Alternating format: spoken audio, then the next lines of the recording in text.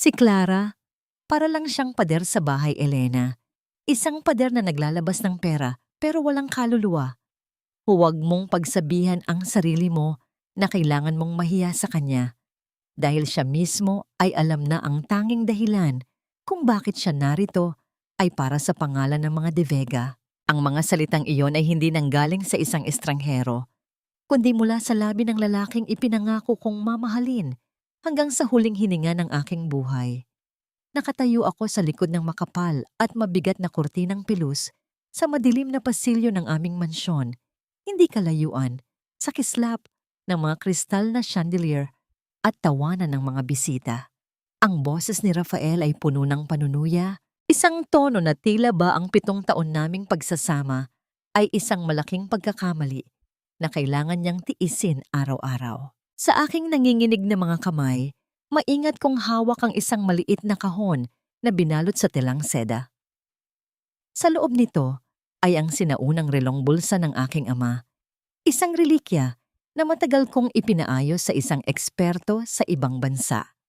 Ito ang regalo ko para sa aming ika-7 anibersaryo, isang simbolo ng bawat segundo ng aking buhay na inialay ko para sa kanya, para sa kanyang negosyo, at para sa kanyang pamilya. Ibinenta ko ang huling piraso ng alahas na iniwan ng aking ina para lamang mabayaran ang pagkakaayos nito dahil ang lahat ng pera sa aming bangko ay kinuha na ni Rafael para sa kanyang bagong proyekto na hindi ko man lang alam. Ngunit ang bawat tibok ng relong iyon sa loob ng kahon ay tila naging bawat saksak ng karayom sa aking pandinig. Ang halakhak ni Elena, ang kanyang sekretarya na ngayon ay tila reyna na ng aming tahanan, ay sumunod na narinig. Pero Rafael, paano kung malaman niya?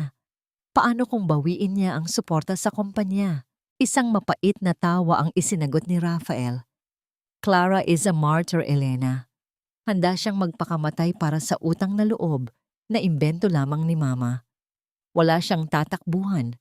Wala siyang tapang. Doon ay tila tumigil ang pag-ikot ng mundo para sa akin. Ang hangin sa loob ng pasilyo ay biglang naging kasing bigat ng tingga na dahan-dahang sumasakal sa aking lalamunan. Naramdaman ko ang pagdaloy ng malalamig na butil ng pawis sa aking likuran habang ang aking mga daliri ay unti-unting nawawalan ng pakiramdam. Ang bawat salita ni Rafael ay isang malakas na sampal na hindi sa pisngi tumama, kundi sa mismong kaibuturan ng aking pagkatao. Dahan-dahan akong lumabas mula sa anino ng kurtina. Ang aking mga hakbang ay walang tunog sa ibabaw ng mamahaling alpombra, ngunit bawat pagtapak ko ay tila pagdurog sa sarili kong puso.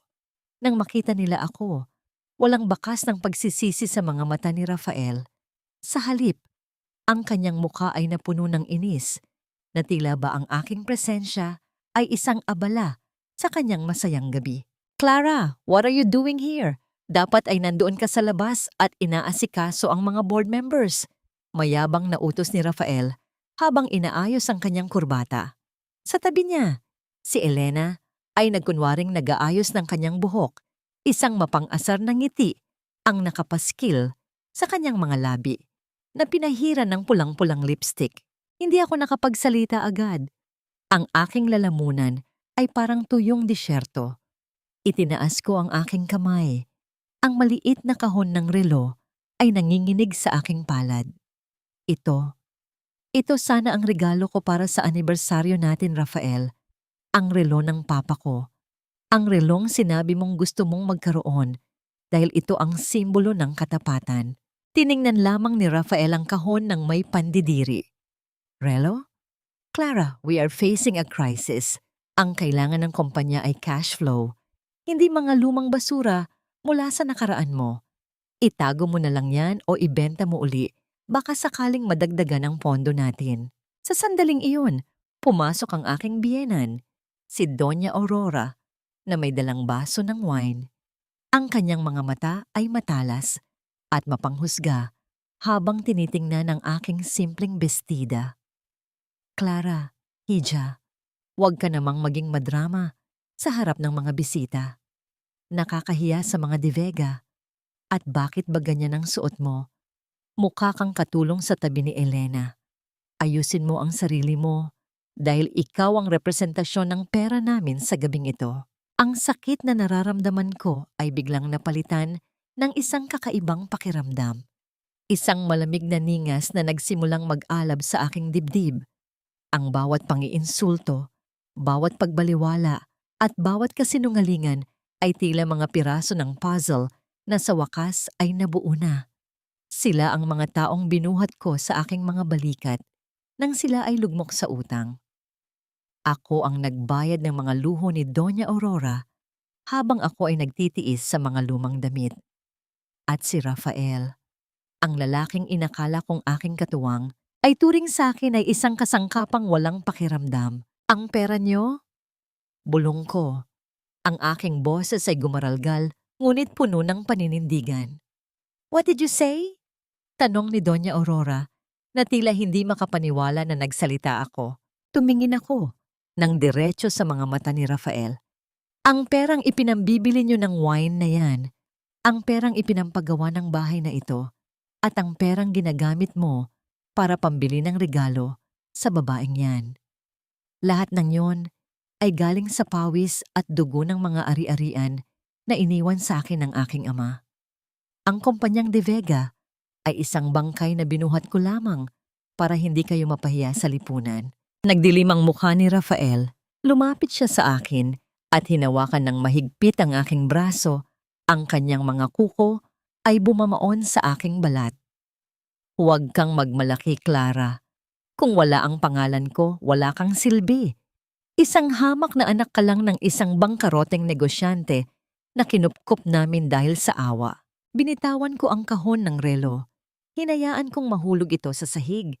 At sa gitna ng katahimikan ng pasilyo, ang tunog ng pagtama nito sa marmol ay tila isang huling hudyat ng aking pagkagising. Hindi ko na kailangan ang tunog ng tiktak nito para malaman na ang oras ko para sa kanila ay tapos na. Ang awa ay para sa mga mahihina, Rafael. Sabi ko nang may kasiguraduhan habang pilit kong binabawi ang aking braso. At sa gabing ito, nakita ko na kung sino ang tunay na mahina sa ating dalawa. Nakatayo ka sa isang palasyong gawa sa aking mga sakripisyo, ngunit nakakalimutan mo na ako ang may hawak ng susi sa lahat ng pintuan nito. Tumalikod ako at nagsimulang maglakad palayo. Hindi pinapansin ang mga tawag ni Doña Aurora na puno ng galit at pananakot. Ang bawat hakbang ko palayo sa pasilyong yon ay tila pagtanggal ng isang mabigat na tanikala sa aking mga paa. Narinig ko ang bulungan ng mga bisita habang binabagtas ko ang gitna ng ballroom. Ang kanilang mga mata ay puno ng kuryosidad, ngunit wala na akong pakialam. Lumabas ako ng mansyon patungo sa madilim na hardin. Ang malamig na hangin ng gabi ay humalik sa aking mga pisngi, na tila ba pinapahid ang mga luhang hindi ko hinayaang pumatak sa harap nila. Tumingala ako sa langit, sa mga bituin na tila mga saksi sa aking pagdurusa. At ngayon ay saksi rin sa aking paglaya. Sa loob ng aking isipan, isang tanong ang paulit-ulit na bumabalik. Isang tanong na magiging mitya ng aking bawat susunod na pagkilos. Hanggang kailan mo hahayaang diligan ng iyong mga luha ang hardin ng ibang tao, habang ang sarili mong puso ay nagiging isang tigang na lupa. Huminto ako sa tapat ng malaking gate ng mansyon. Alam ko na bukas, paggising ng mundo, ang pangalang De Vega ay hindi na magiging kasing ningning ng dati. At ang babaeng iniwan nila sa dilim ay siya ring babaeng magdadala sa kanila sa huling paglubog ng araw. Dito nagsisimula ang aking muling pagsilang. At sa gabing ito, ang katahimikan ay hindi na tanda ng aking pagsuko, kundi ang simula ng isang bagyong hindi nila kailanman inakalang darating. Ang sikat ng araw na pumasok sa bintana ng aming silid ay tila masyadong maliwanag para sa dilim na namamayani sa aking puso. Habang nakaupo ako sa gilid ng kama, pinagmamasdan ko ang mga alikabok na sumasayaw sa sinag ng araw. Iniisip ko kung gaano kadaling maglaho ang lahat ng pinaghirapan ko sa loob ng 7 taon. Ang bawat hibla ng kurtina, ang bawat antigong muebles, at maging ang malambot na kutsyon na aking kinaupuan ay saksi sa aking pagiging martir. Narinig ko ang marahas na pagbukas ng pinto ng banyo. Lumabas si Rafael na nakatapis lamang ng tuwalya. Ang kanyang muka ay walang bakas ng pagod o pagsisisi mula sa nangyari kagabi. Tumingin siya sa akin sa pamamagitan ng salamin at ang kanyang unang salita ay hindi hingi ng tawad, kundi isang panunumbat. Clara, stop acting like a victim. Masyado kang naging emosyonal kagabi. You embarrassed me and my mother in front of our most important investors. Sabi niya habang kampanteng nagsusuot ng kanyang mamahaling polo. Isang polo na ako ang pumili at bumili gamit ang dibidendo mula sa aking mga shares. You know how stressed I am with the company's situation. Elena is just helping me navigate the crisis. She's professional, unlike you who always brings drama into everything. Nanatili akong tahimik. Pinagmasdan ko ang kanyang mga kilos, ang paraan ng pag-aayos niya ng kanyang buhok, ang pag-spray ng pabango na paborito niya, dahil iyon ang sabi ni Elena. Bawat galaw niya ay puno ng pagmamalaki, isang pagmamalaki na nakasandal sa aking pundasyon. Sa unang pagkakataon, hindi ako nakaramdam ng pangangailangang magpaliwanag o humingi ng paumanhin para sa isang kasalanang hindi ko naman ginawa. Professional? Mahinahon kong tanong, ang aking boses ay patag at walang emosyon. Professional ba ang tawag sa paghawak sa braso ng asawa ng ibang tao sa harap ng publiko, Rafael? O baka naman iba na ang definisyon ng profesionalismo ngayon sa mundo nyo? Huminto siya sa pag-aayos at hinarap ako nang may halong inis. Clara, please, huwag nating simulan ang araw na ito sa pagseselos mong walang basihan. You're overthinking again. It's just work. Bakit ba kailangan mong gawing komplikado ang lahat? If you can't support me, at least don't be a burden. Ang salitang burden o pabigat ay tila isang malamig na tubig na ibinuhos sa akin. Pagkatapos ng lahat ng sakripisyo ko, pagkatapos kong ibigay ang aking sariling pangarap para lamang magtagumpay ang sa kanya, ako pa rin ang lumalabas na pabigat. Ito ang masterclass ni Rafael sa gaslighting, ang pagpapaikot sa katotohanan hanggang sa ikaw na mismo ang magduda sa sarili mong katinuan. Huwag kang mag-alala, Rafael. Hindi na ako magiging pabigat sa'yo, sabi ko habang tumatayo. Aalis ka na ba? Baka naghihintay na ang professional mong katuwang. Isang mabilis na sulyap ng pagtataka ang dumaan sa kanyang mga mata, marahil dahil sa aking biglang pagsuko, ngunit agad itong napalitan ng kumpiyansa. Mabuti naman at natauhan ka na. I'll be home late. Maraming kailangang ayusin sa opisina. Narinig ko ang tunog ng kanyang sapatos na papalayo sa pasilyo. Kasunod ang pag-andar ng sasakyan sa labas.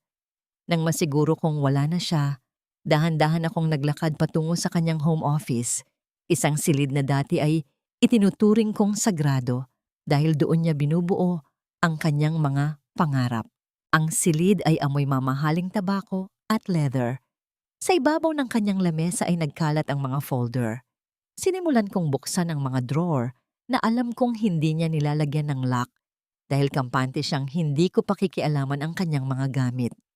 Ngunit ang Clara na kilala niya ay patay na kasabay ng pagbagsak ng relo kagabi. Sa ilalim ng isang makapal na report tungkol sa logistika, nakatagpo ako ng isang itim na folder na walang label. Pagbukas ko nito, tila tumigil ang pagtibok ng aking puso. Doon ay nakapaloob ang mga bank transfer records mula sa main account ng De Vega Corp. Ang account na ako ang nagpondo sa pamamagitan ng pagbebenta ng aking mga lupain sa Batangas. Ang mga halaga ay hindi biro. Milyon-milyong piso ang unti-unting inililipat sa isang personal savings account sa ilalim ng pangalang Elena Salvador. May mga dokumento rin doon para sa pagbili ng isang bagong condominium sa Bonifacio Global City at ang nakalagay na owner ay hindi ang kumpanya, kundi si Elena, kung saan si Rafael ang tumatayong garantor. Naramdaman ko ang panginginig ng aking mga kamay habang binabasa ang mga petsa. Sinimulan nila ito 6 na buwan na ang nakalilipas.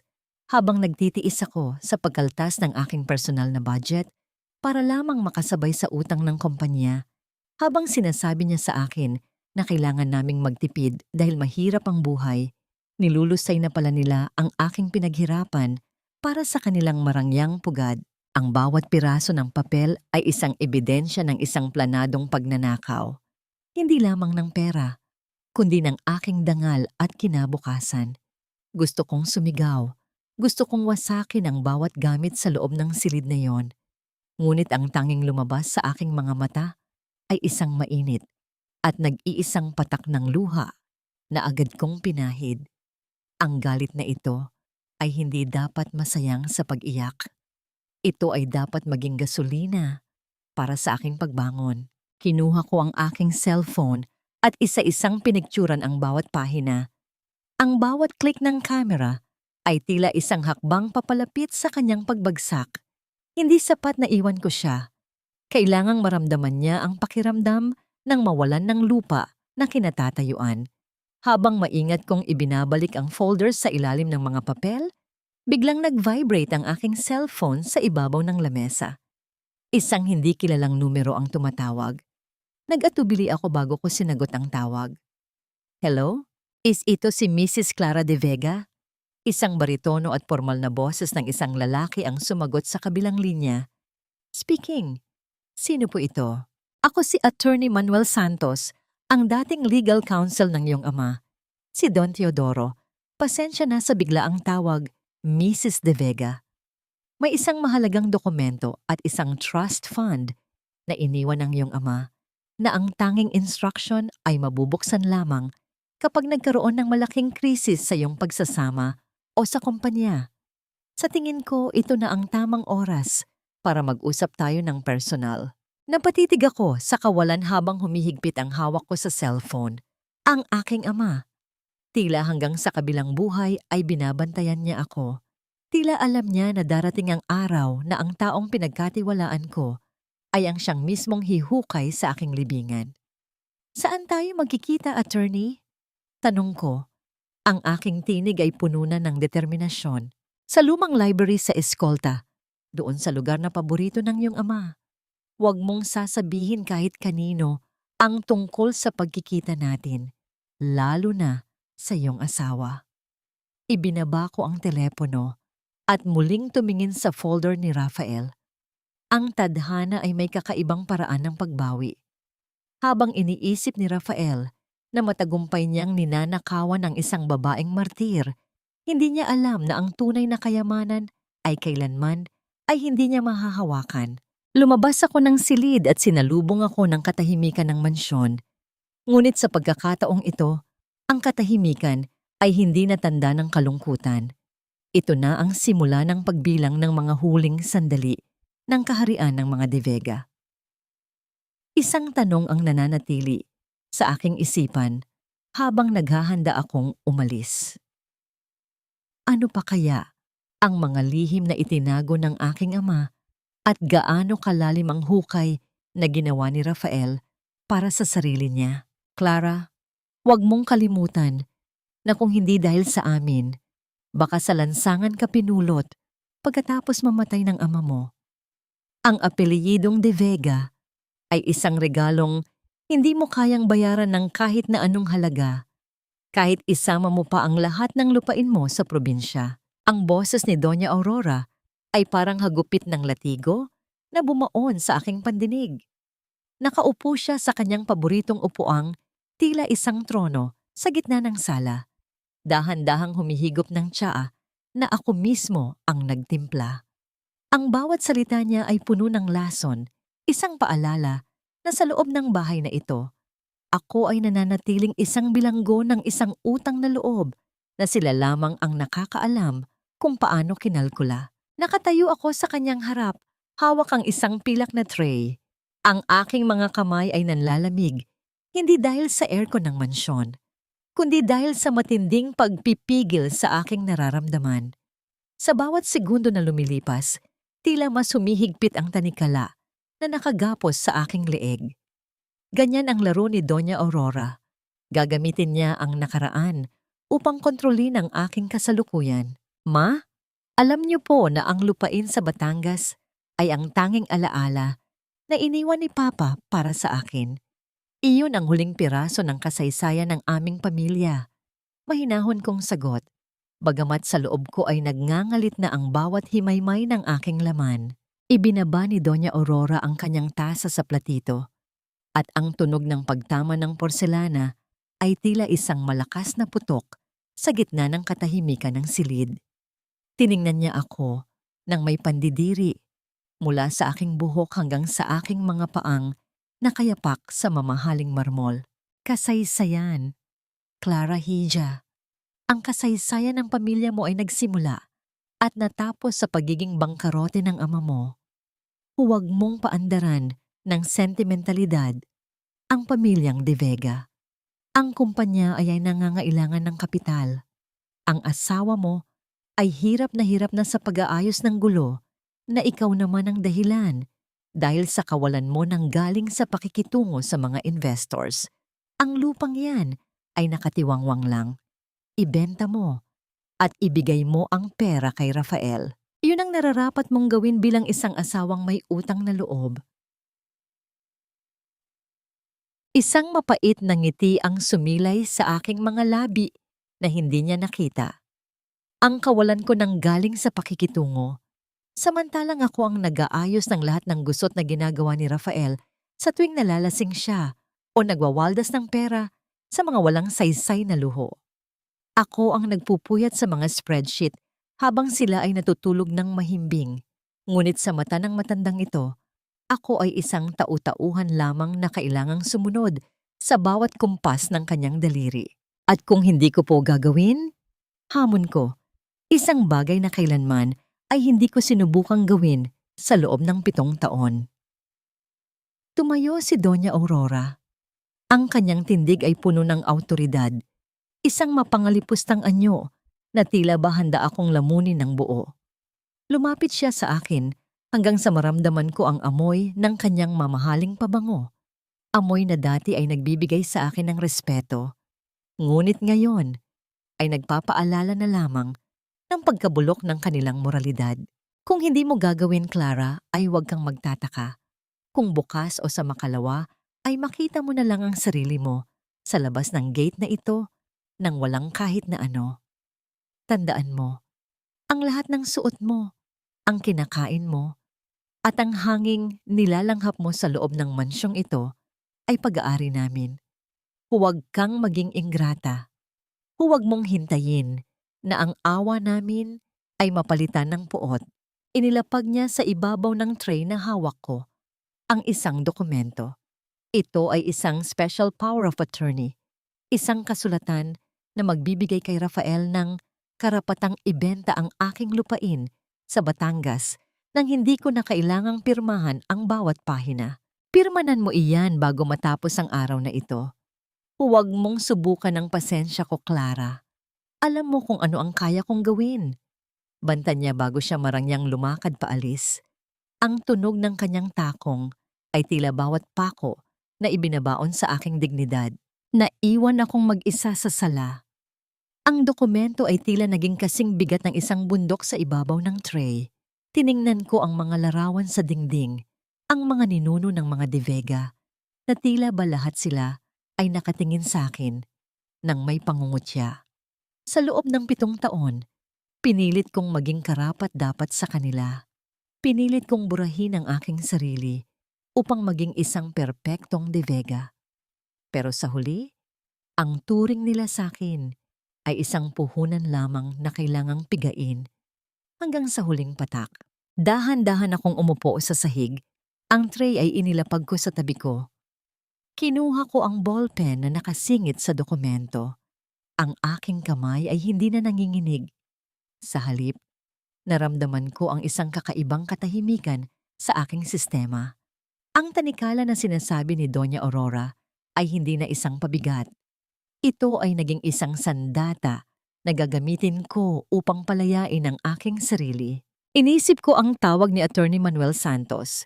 Inisip ko ang mga dokumentong nakuha ko sa opisina ni Rafael. Ang bawat piraso ng katotohanan ay tila mga bituin na bumubuo ng isang mapa patungo sa aking kalayaan. Inilapat ko ang ballpen sa papel. Sa bawat kumpas ng aking kamay, tila may isang bahagi ng aking lumang sarili ang unti-unting namamatay at isang bagong Clara ang isinisilang. Isang Clara na hindi natakot sa dilim dahil siya na mismo ang magiging apoy na susunog sa lahat ng kasinungalingan ng pamilyang ito. Nang matapos ako, itinupi ko ang dokumento at inilagay sa aking bulsa. Tumayo ako at tiningnan ang mansyon sa huling pagkakataon ng may ibang pananaw. Ang bawat kanto nito ay puno ng puot at pagkakamali. Naglakad ako patungo sa pintuan, bit-bit ang aking bag. Hindi alam ni Doña Aurora at lalong hindi alam ni Rafael na ang pinirmahan ko ay hindi ang dokumentong ibinigay nila. Ang aking lagda ay nakalagay na ngayon sa isang liham ng pagbawi ng lahat ng aking suporta sa De Vega Corp na nakahanda ng ipadala sa lahat ng mga bangko at investors. Habang binubuksan ko ang gate, isang malakas na hangin ang umihip na tila ba sumasabay sa aking bawat hakbang. Ang kalayaan ay may lasa ng pait sa simula. Ngunit alam ko na sa dulo nito ay ang tamis ng katarungan. Huminto ako sa tapat ng kalsada at lumingon sa mansyon. Sa itaas na bintana, nakita ko ang anino ni Doña Aurora na nakatingin sa akin. Kampante na nakuha na niya ang kanyang gusto. Ngunit ang hindi niya alam, ang pirasong papel na nasa kanyang lamesa ay isang blankong pahina na may nakasulat lamang na 3 salita sa gitna. Anong mga salita ang iniwan ni Clara na magpapayanig sa pundasyon ng mga De Vega at ano ang naghihintay sa kanya sa pagtatagpo nila ng abogado ng kanyang ama? Huwag mong hayaang lamunin ng kanilang kadiliman ang liwanag na iniwan ng iyong ama, anak. Ang ginto, kahit ilubog mo sa putik, mananatiling ginto. Ang boses ni Nanay Rosa ay parang isang mainit na kumot sa gitna ng nagyayelong gabi. Nakaupo ako sa isang lumang bangko sa dulo ng hardin, kung saan ang mga rosas na ako mismo ang nagtanim ay nagsisimula ng malanta dahil sa kapabayaan ng mga hardinerong mas inuuna ang utos ni Elena. Ang dilim ng gabi ay tila nakikiramay sa bigat ng aking nararamdaman habang ang bawat hininga ko ay may kalakip na hapdi na tila galing sa isang sugat na ayaw maghilom. Dahan-dahang lumapit si Nanay Rosa, ang tanging tao sa mansyong ito na nakakakita sa likod ng aking mga ngiti. Hawak niya ang isang tasa ng mainit na tsaa at ang usok nito ay dahan-dahang sumasayaw sa hangin. Ipinatong niya ang kanyang kulubot, ngunit malambot na kamay sa aking balikat. At sa simpleng haplos na yon, tila gumuho ang lahat ng pader na pilit kong itinayo sa harap ni na Rafael at Doña Aurora. Nanay Rosa, pagod na po ako. Bulong ko, habang ang aking mga mata ay nagsisimulang mangilid ng luha na matagal ko nang pinipigilan. 7 taon ko silang binuhat. 7 taon kong pinaniwala ang sarili ko na kung magbibigay lang ako, nang magbibigay, balang araw ay mamahalin din nila ako. Pero bakit ganito? Bakit parang mas masama pa ako sa basura sa paningin nila? Umupo si Nanay Rosa sa tabi ko at iniabot ang tsa. Ang bawat galaw niya ay puno ng pagmamahal. Isang pagmamahal na hindi ko kailanman naramdaman mula sa aking biyenan. Ang pag-ibig na kailangang bayaran ng sakripisyo ng iyong dangal ay hindi pag-ibig, Clara. Iyan ay isang negosyo. At sa negosyong yan, ikaw ang palaging lugi dahil ang puso mo ang iyong ipinupuhunan. Uminom ako ng tsa at ang init nito ay dahan-dahang gumapang sa aking dibdib.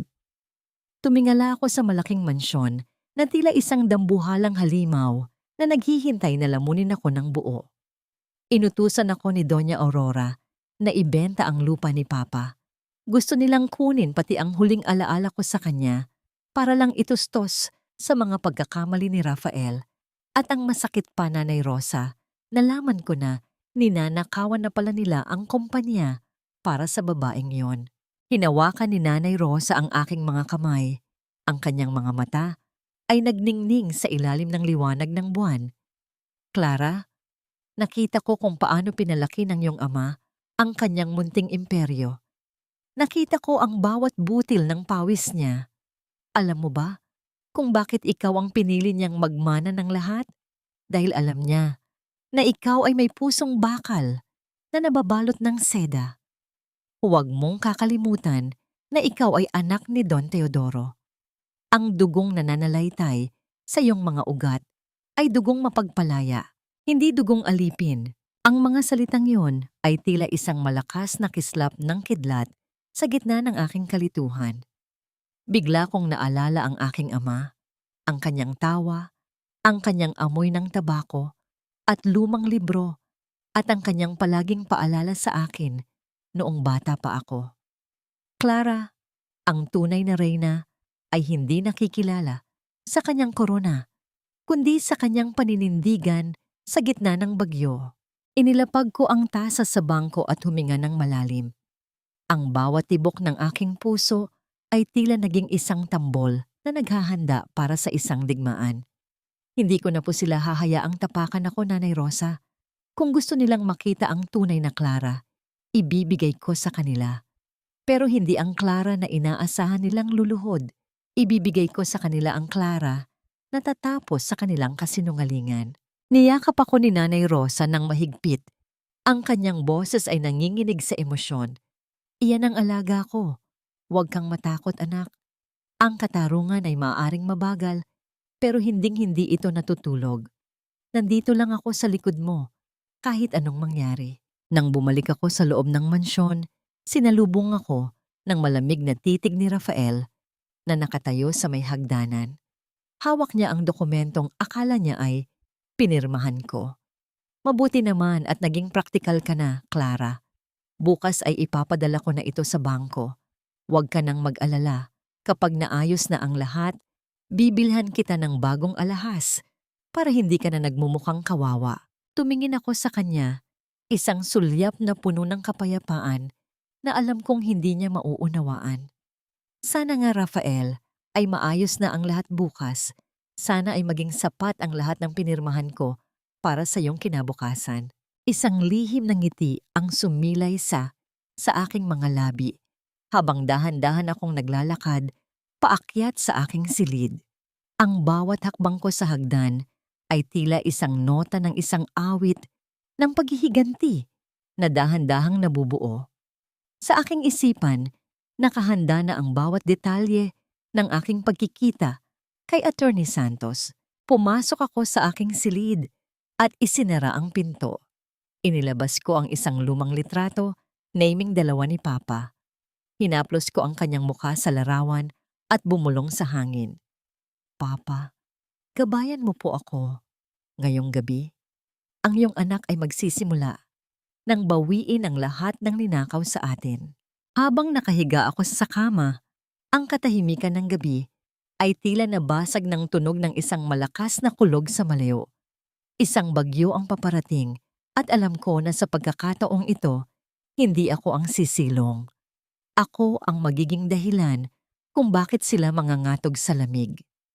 Ano ang nilalaman ng lihim na dokumentong ibinigay ni Clara na ikabibigla ni Rafael sa bangko? At ano ang mga pasabog na ibubunyag ni Attorney Santos sa kanilang pagtatagpo sa eskolta? Ang amoy ng bagong leather at ang kintab ng mga mamahaling sasakyan sa loob ng showroom ay tila sumasalamin sa itaas ng kuryente ng pagmamayabang ni Rafael. Nakatayo siya sa gitna ng malawak na espasyo, ang kanyang dibdib ay busog sa hangin ng maling tagumpay habang nakaakbay kay Elena. Sa kanyang isipan, ang pirma ko sa dokumentong nakuha niya kagabi ay ang kanyang gintong tiket patungo sa buhay na palagi niyang hinahangad. Isang buhay kung saan hindi niya kailangang magpaliwanag sa akin. Bagay sa iyo ang kulay na ito, Elena. Isang makinang napula para sa reyna ng aking puso.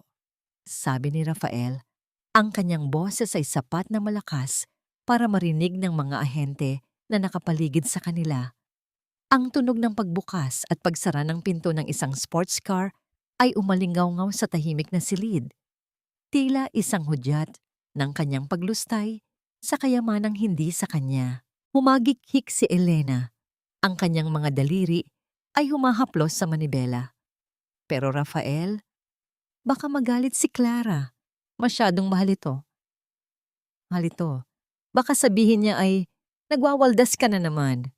Isang mapang-uyam na tawa ang isinagot ni Rafael habang inilalabas ang isang itim na credit card mula sa kanyang pitaka. Ang card na yon ay nakakabit sa aking main account. Ang account na nagsisilbing lifeline ng lahat ng kanyang mga kapritsyo. Huwag mo siyang isipin. Pinirmahan na niya ang papeles para sa lupa sa Batangas. Sa oras na maibenta ko yon, ang halaga ng kotseng ito ay parang barya na lang sa akin. She's too weak to fight back, Elena. Akala niya ay para sa kumpanya ang ginagawa ko. Hindi niya alam na para sa atin ito. Sa kabilang dako ng lungsod, nakaupo ako sa loob ng isang maliit na coffee shop. Malayo sa karangyaan ng mga De Vega, hawak ko ang aking cellphone at sa bawat paggalaw ng oras, nararamdaman ko ang pag-igting ng kaba at pananabik sa aking dibdib. Isang text message mula sa aking bank manager ang kararating lang. Confirmed, Mrs. De Vega. All credit lines under your guarantee have been restricted to the minimum limit. Any transaction exceeding 50,000 pesos will be automatically declined. Isang manipis na ngiti ang sumilay sa aking mga labi. Ito ang unang hakbang ng aking pagbawi. Habang iniisip ni Rafael na siya ang hari, dahan-dahan ko nang inaalis ang bawat poste na sumusuporta sa kanyang trono. Bumalik ang eksena sa showroom. Kampanteng iniabot ni Rafael ang card sa manager. Isara na natin ang deal. Ngayon din ay ilalabas namin ang sasakyan. Ang manager, na nakasuot ng formal na tuxedo, ay tumango ng may paggalang at dinala ang card sa kanilang terminal. Ang tunog ng mga daliring pumipindot sa makina ay tila bawat tibok ng kaba na hindi nararamdaman ni Rafael. Ngunit pagkalipas ng ilang segundo, ang katahimikan ay nabasag ng isang kakaiba at paulit-ulit na tunog mula sa makina. Ang tunog na nagpapahiwatig ng pagkakamali. Kumunot ang noo ng manager. Sinubukan niya muli. At muli. Sa bawat pagkabigo, ang mukha ni Rafael ay unti-unting nawawalan ng kulay. I'm sorry, Mr. De Vega, but the transaction was declined. Mahinahon ngunit seryosong sabi ng manager. Declined? Impossible! Sigaw ni Rafael, ang kanyang boses ay pumiyok sa gitna ng hiya. Ang mga ibang customers sa showroom ay nagsimulang maglingunan. Ang kanilang mga bulungan ay tila mga bubuyog na humuhuni sa paligid. Subukan mo uli. Baka may problema lang ang linya nyo. Hindi pwedeng ma-decline ang card na yan. Sinubukan ko na po ng 3 beses, sir. Ang sabi po rito ay exceeded limit/contact guarantor. Mukhang may pagbabago po sa credit terms ng inyong account. Paliwanag ng manager, na ngayon ay wala na ang bakas ng paghanga sa kanyang mga mata. Namula ang mukha ni Rafael sa matinding kahihiyan. Si Elena, na kanina ay tila reyna sa loob ng kotse, ay dahan-dahang lumabas. Ang kanyang mukha ay puno ng pagkapahiya at inis. Rafael, ano pa ito now? Sabi mo ay ayos na ang lahat. Pinagmumukha mo akong tanga rito. Sandali lang, Elena. Tatawagan ko ang bangko. Baka nagkamali lang sila. Desperadong sabi ni Rafael habang mabilis na pinipindot ang kanyang cellphone. Ngunit sa bawat tawag niya, tanging ang boses ng operator ang sumasagot sa kanya na nagsasabing ang opisina ay sarado na para sa araw na yon o kaya naman ay abala ang lahat ng linya. Samantala, sa aking kinalalagyan, pinagmamasdan ko ang isang lumang litrato ni Papa na nakalagay sa aking pitaka. Ang kanyang mga mata ay tila nagsasabing, tama ang ginagawa mo, anak. Ang ginto ni Papa ay hindi na muling gagamitin para sa mga taong walang ibang alam kundi ang mga pi. Naisip ko ang eksena sa showroom, ang galit ni Rafael, ang pag-iyak-iyakan ni Elena, at ang unti-unting pagguho ng kanilang ilusyon. Ito ang Schadenfreude, ang palihim na kaligayahan sa pagbagsak ng mga taong naging malupit sa iyo. Hindi ito dahil masama akong tao, kundi dahil ito ang unang pagkakataon na naramdaman ko ang timbangan ng hustisya na gumagalaw pabor sa akin. Tumayo ako mula sa aking upuan at iniwan ang baso ng kape. Ang bawat hakbang ko palabas ng coffee shop ay mas magaan kaysa kanina. Ngunit alam ko na ito ay simula pa lamang. Ang tunay na bagyo ay darating kapag nalaman ni Rafael na ang papeles na pinirmahan ko ay hindi ang susi sa kanyang yaman, kundi ang kandado sa kanyang kulungan. Habang naglalakad ako sa ilalim ng mga ilaw ng kalsada, naramdaman ko ang pag-vibrate ng aking phone. Isang tawag mula kay Rafael. Hindi ko ito sinagot. Hinayaan ko lang itong mag-vibrate hanggang sa ito ay tumigil.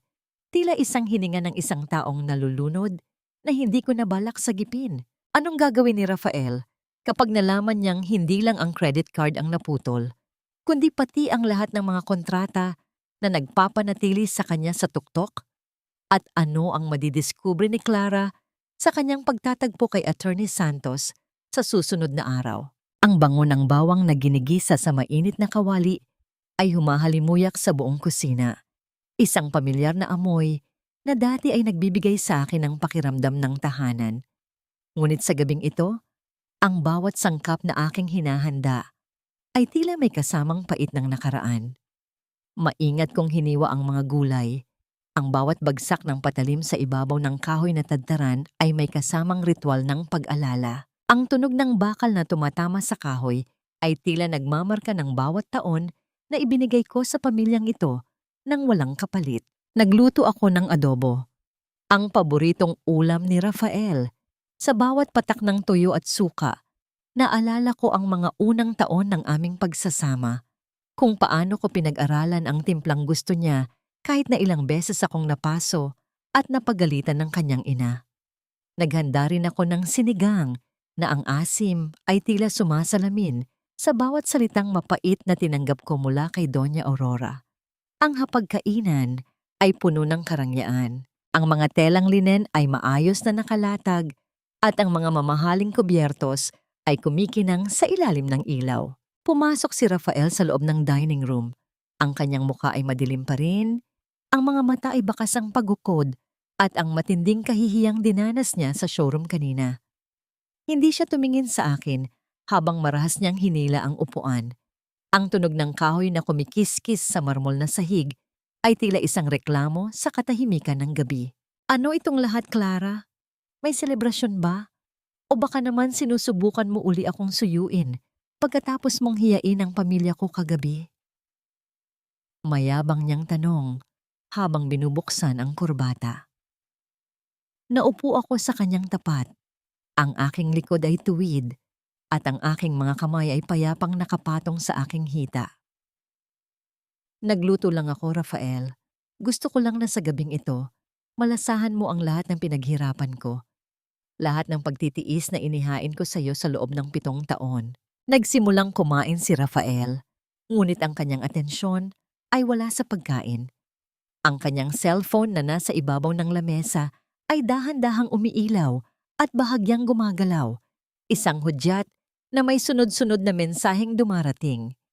Kahit hindi ko tingnan, alam ko kung sino ang nasa kabilang linya. Ang asul na liwanag mula sa screen ay tumatama sa mukha ni Rafael na nagbibigay sa kanya ng anyong tila isang estranghero na hindi ko nakilala. Sa gitna ng kanyang pagnguya, muling gumalaw ang telepono. Nakita ko ang pangalan ni Elena sa screen. Sa halip na mahiya, lantarang binasa ni Rafael ang mensahe at mabilis na nag-type ng sagot.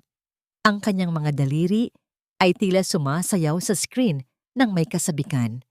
Isang mapait na ngiti ang sumilay sa aking mga labi. Ang kawalan niya ng respeto sa aking harapan ay tila naging huling pako sa krus na aking pinapasan. Masarap ba ang adobo, Rafael? Tanong ko. Ang aking boses ay malambing, ngunit may talim na hindi niya napansin. Sana ay malasahan mo ang bawat gabi na nagpuyat ako para sa mga reports mo habang ikaw ay nasa labas. Sana ay malasahan mo rin ang asim ng sinigang, katulad ng asim ng sikmura ko tuwing malalaman kong ang pera para sa pamilyang ito ay napupunta sa mga luho ng ibang tao. Huminto si Rafael sa pagkain at tumingin sa akin ng may halong pagtataka at galit. Anong pinagsasabi mo? Kung tungkol ito sa nangyari sa showroom, sinabi ko na sa'yo, may problema lang sa bangko. Huwag mong gagamitin ang pagkakataong ito para magdrama. Nagugutom ako at marami akong iniisip. Alam ko kung ano ang iniisip mo, Rafael. Sagot ko habang dahan-dahang tumatayo. Iniisip mo kung paano mo mabibili ang kotseng iyon para kay Elena. Iniisip mo kung paano mo maibebenta ang lupa ko sa Batangas. Pero may isang bagay kang nakalimutan. Ang mga taong pinapakain mo ng kasinungalingan ay balang araw ay masusuka rin sa tindi ng dumi ng iyong budhi. Uminom siya ng tubig ng mabilis. Ang tunog ng paglunok niya ay tila isang desperadong pagtatangka na lunurin ang katotohanan. Muli niyang kinuha ang kanyang phone nang muling umailaw ito. Sa pagkakataong ito, hindi ko na hinayaang magpatuloy ang kanyang pambabaliwala. Dahan-dahan kong inabot ang pitsel ng tubig at sinalina ng kanyang baso hanggang sa umapaw ito. Ang tubig ay dahan-dahang dumaloy sa ibabaw ng lamesa. Nababasa ang mga dokumentong dala niya at maging ang kanyang cellphone. "Clara! What the hell are you doing?" Sigaw ni Rafael habang mabilis na pinupunasan ang kanyang phone sa kanyang polo. Tumingin ako sa kanya ng diretso sa mga mata. Wala na ang takot, wala na ang pag-aalinlangan. Ang nakita ko sa salamin ng kanyang mga mata ay isang babaeng handa ng sumabog. "Rafael, busog ka na ba sa mga kasinungalingan mo?" Ang tanong na yon ay tila nagpatahimik sa buong mansyon. Ang hangin sa loob ng dining room ay naging kasing lamig ng yelo. Nanatili siyang nakatitig sa akin. Ang kanyang bibig ay bahagyang nakabukas, ngunit walang salitang lumabas. Sa sandaling iyon, ang lahat ng karangyaan ng hapagkainan ay tila naging isang malaking libingan ng aming pagsasama. Hindi ko na hinintay ang kanyang sagot. Tumalikod ako at iniwan siyang mag-isa sa gitna ng mga pagkaing inihanda ko ng may pagmamahal, ngunit ngayon ay puno na ng puot. Habang paakyat ako sa hagdan, narinig ko ang marahas na pagbagsak ng kutsara sa plato. Isang tunog na tila naghahayag ng simula ng isang gulo na hindi na niya kayang kontrolin. Ito ang huling hapunan na ihahanda ko para sa kanya. Dahil bukas, hindi na pagkain ang ihahain ko sa kanyang harapan, kundi ang katotohanang matagal na niyang kinalimutan. Ang katahimikan sa loob ng aming silid ay may kasamang bigat na tila isang dambuhalang batong nakadagan sa aking dibdib. Pinagmasdan ko si Rafael na mahimbing ang tulog. Ang kanyang hininga ay amoy alak at ang kanyang mukha ay payapa.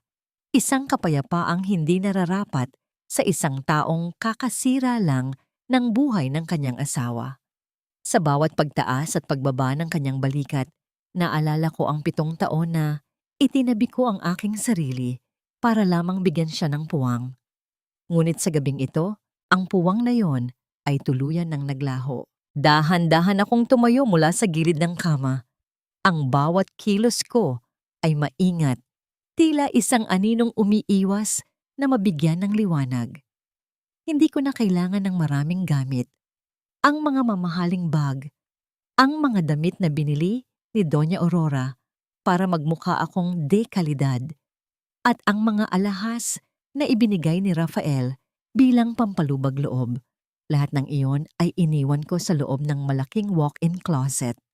Ang tanging kinuha ko ay ang aking mga personal na dokumento, ang mga lumang litrato ni Papa at ilang pirasong damit na ako mismo ang bumili bago pa man ako naging isang De Vega. Kinuha ko ang aking maleta mula sa ilalim ng kama. Ang tunog ng paghila ko rito ay lumikha ng isang mahina ngunit seryosong ingay sa ibabaw ng makintab na sahig. Isang tunog na tila nagmamarka ng bawat hakbang ko papalayo sa kulungang ito. Bawat ikot ng gulong ng maleta ay tila isang tibok ng pusong dahan-dahang bumabalik sa dati nitong ritmo. Huminto ako sa tapat ng nightstand. Doon, sa ilalim ng madilim na liwanag ng lampshade, dahan-dahan kong hinubad ang aking wedding ring. Ang gintong singsing na yon, na dati ay simbolo ng aking panata, ay tila naging isang malamig at mabigat na tanikala sa aking daliri. Nang tuluyan ko itong maalis, naramdaman ko ang isang kakaibang ginhawa. Tila ba muling nakahinga ang aking balat pagkatapos ng maraming taon. Inilapag ko ang singsing sa ibabaw ng unan ni Rafael katabi ng isang puting sobre. Sa loob ng sobreng iyon ay walang nakasulat na kahit anong salita. Isang blankong papel lamang ang iniwan ko dahil wala na akong mahanap na salita na sapat para ipaliwanag ang sakit at wala na ring salitang nararapat pang marinig ng isang taong hindi marunong makinig. Ang katahimikan ng papel na yon, ang aking magiging huling mensahe. Naglakad ako palabas ng silid ng hindi lumilingon. Binagtas ko ang madilim na pasilyo ng mansyon na daanan ang mga portrait ng pamilya De Vega na tila ba lahat sila ay matamlay na nakatingin sa aking paglisan. Ang bawat kanto ng bahay na ito ay may alaala ng aking pagsisikap na maging sapat.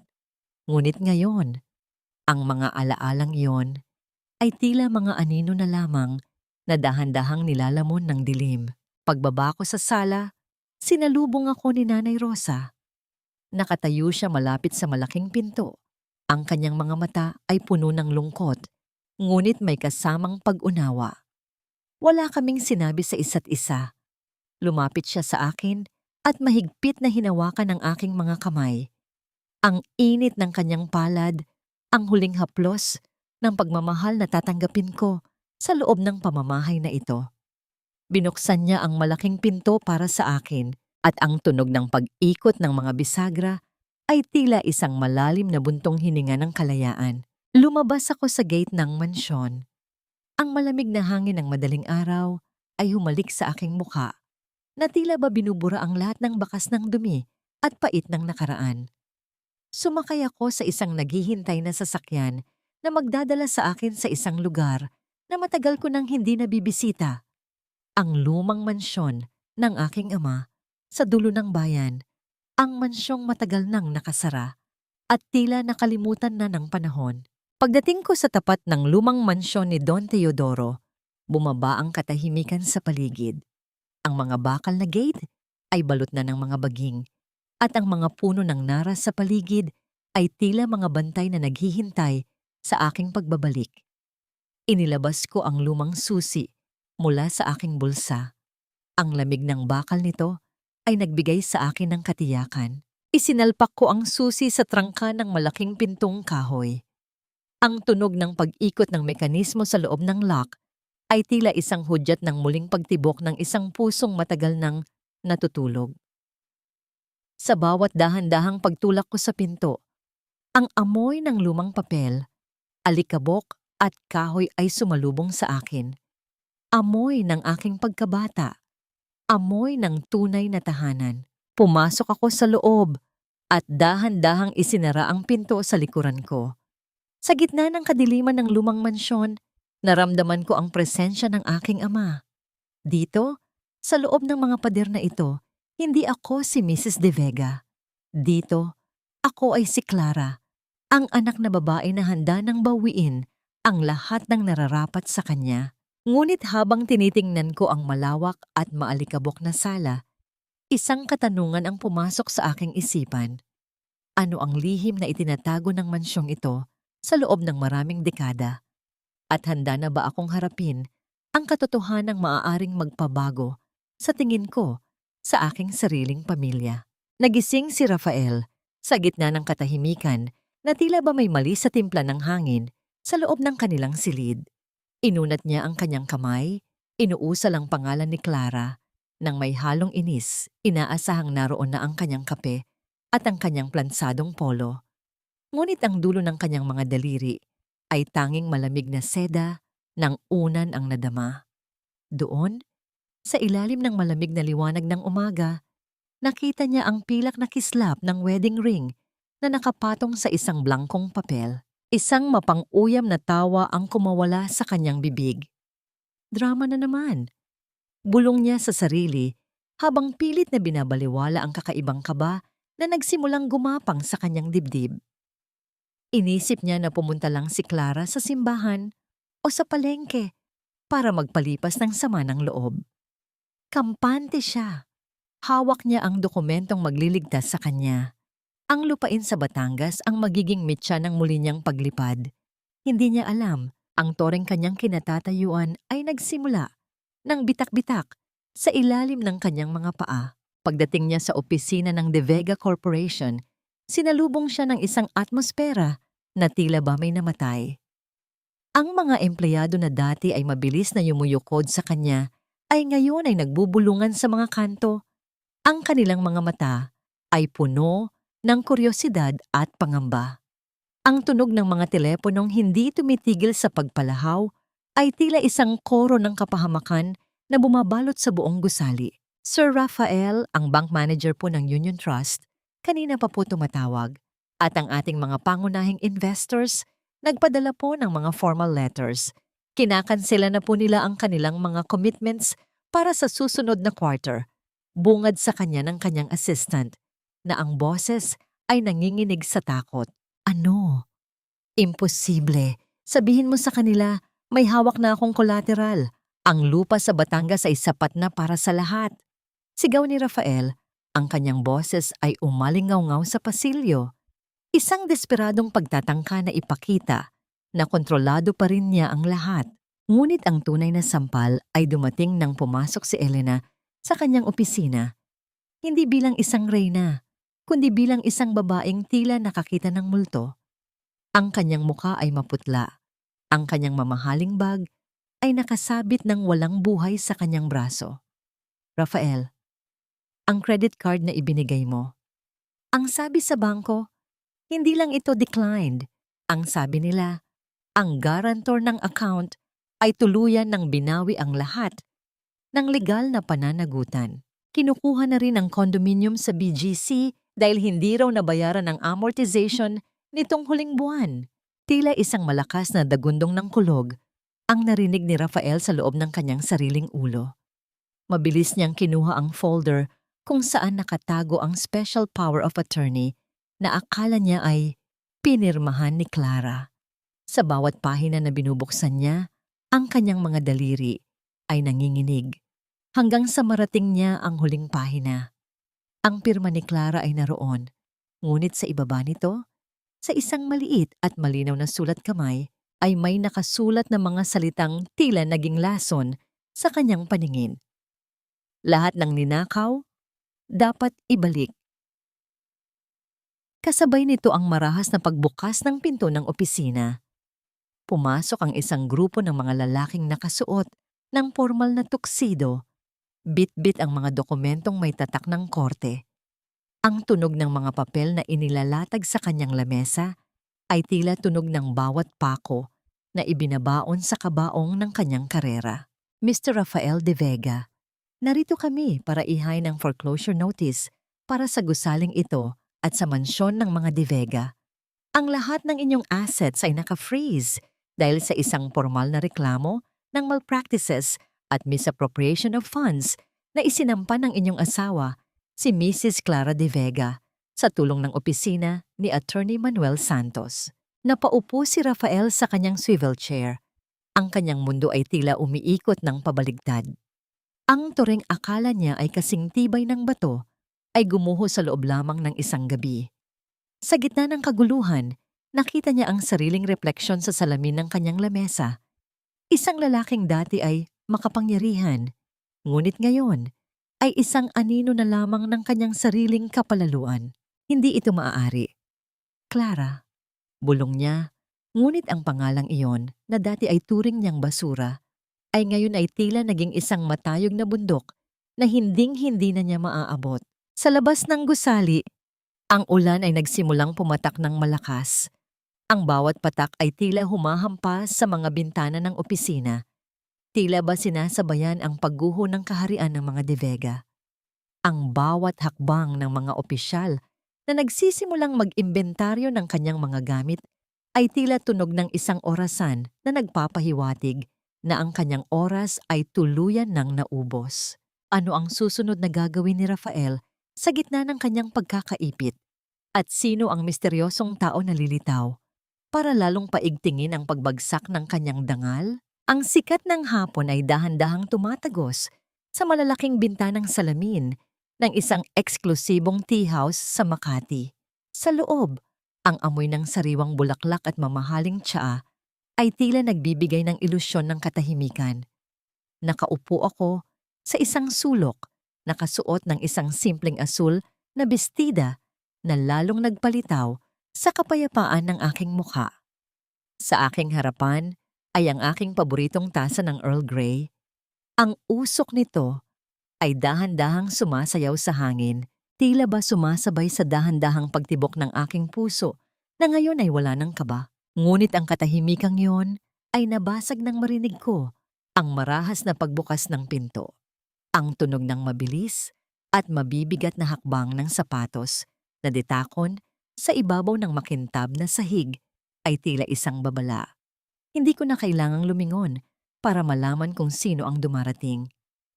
Ang amoy ng matapang at masangsang na pabango na tila ba gustong itago ang baho ng isang bulok na pagkatao ay sapat na para makilala ko siya. "Clara! How dare you?" Ang boses ni Elena ay pumalahaw sa loob ng tahimik na tea house na naging dahilan para ang ibang mga kliyente, mga kababaihang kabilang sa alta sosyedad, ay mapahinto sa kanilang pag-uusap. Tumayo siya sa tapat ng aking lamesa. Ang kanyang buhok na dati ay laging maayos, ay ngayon ay tila gulo-gulo, at ang kanyang makeup ay bahagyang kumalat sa ilalim ng kanyang mga mata dahil sa galit o marahil ay dahil sa puyat. "Nilalaro mo ba kami?" Sigaw niya uli. Ang kanyang mga kamay ay nakapatong sa aking lamesa na naging dahilan para bahagyang gumalaw ang aking tasa. "Dahil sa pinagawa mo, kinuha na ng bangko ang kondo ko. Lahat ng gamit ko pinalabas nila sa hallway na parang basura. You think you're so smart? You're just a bitter, jealous wife."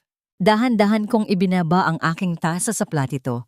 Ang tunog ng porselana na dahan-dahang dumampi sa isa't isa ay tila isang malakas na sampal sa gitna ng kanyang pagwawala. Tiningnan ko siya ng diretso sa mga mata, hindi nang may galit, kundi nang may matinding awa. Isang awa na nararamdaman mo para sa isang taong hindi alam na ang kanyang kinatatayuan ay isang malalim na hukay. Bitter? Jealous? Mahinahon kong ulit sa kanyang mga salita. Ang aking boses ay malinaw at hindi man lang nanginginig. "Elena, para magselos ako, kailangan mo na kitang ituring na kapantay ko. Pero tingnan mo ang sarili mo. Sumusugod ka rito, sumisigaw na parang nawawalan ng bait, habang pilit mong ipinaglalaban ang mga bagay na kailanman ay hindi naman naging sayo. Anong hindi sa akin? Ibinigay iyon ni Rafael sa akin. He loves me." Giit niya.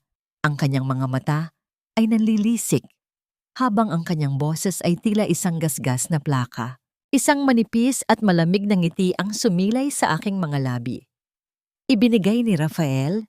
"Elena, ang perang ipinambili ng condominium na yon ay galing sa account ng De Vega Corporation na ako ang garantor.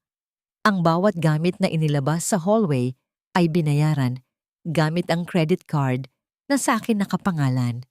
In short, Elena, pinatira kita sa bahay ko, pinasuot kita gamit ang pera ko, at pinakain kita gamit ang pawis ko.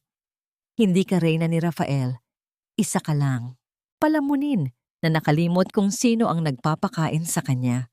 Ang mga bulungan sa paligid ay lalong lumakas. Nakita ko ang ilang mga kababaihan sa kabilang lamesa na nagtakip ng kanilang bibig. Ang kanilang mga mata ay puno ng pangungutya kay Elena. Ang kahihiyan ay dahan-dahang gumapang sa mukha ni Elena na nagpapalit ng kanyang kulay mula sa pula patungo sa maputlang abo. "You! You monster!" Itinaas niya ang kanyang kamay. Tila babalak akong saktan sa harap ng maraming tao. Ang bawat daliri niya ay nanginginig sa matinding puot. Ngunit bago pa man niya maibaba ang kanyang kamay, tumayo ako ng tuwid. Ang aking tindig ay puno ng dignidad ng isang babaeng dumaan sa apoy at lumabas na mas matibay. "Huwag mong subukan, Elena. Dahil sa bawat maling galaw mo, lalo ko lang sisiguraduhin na wala ka nang babalikan. Alam mo ba kung bakit kinuha ng bangko ang lahat? Hindi dahil sa galit ako, kundi dahil kinuha ko lang ang akin. Ang tawag doon ay pananagutan.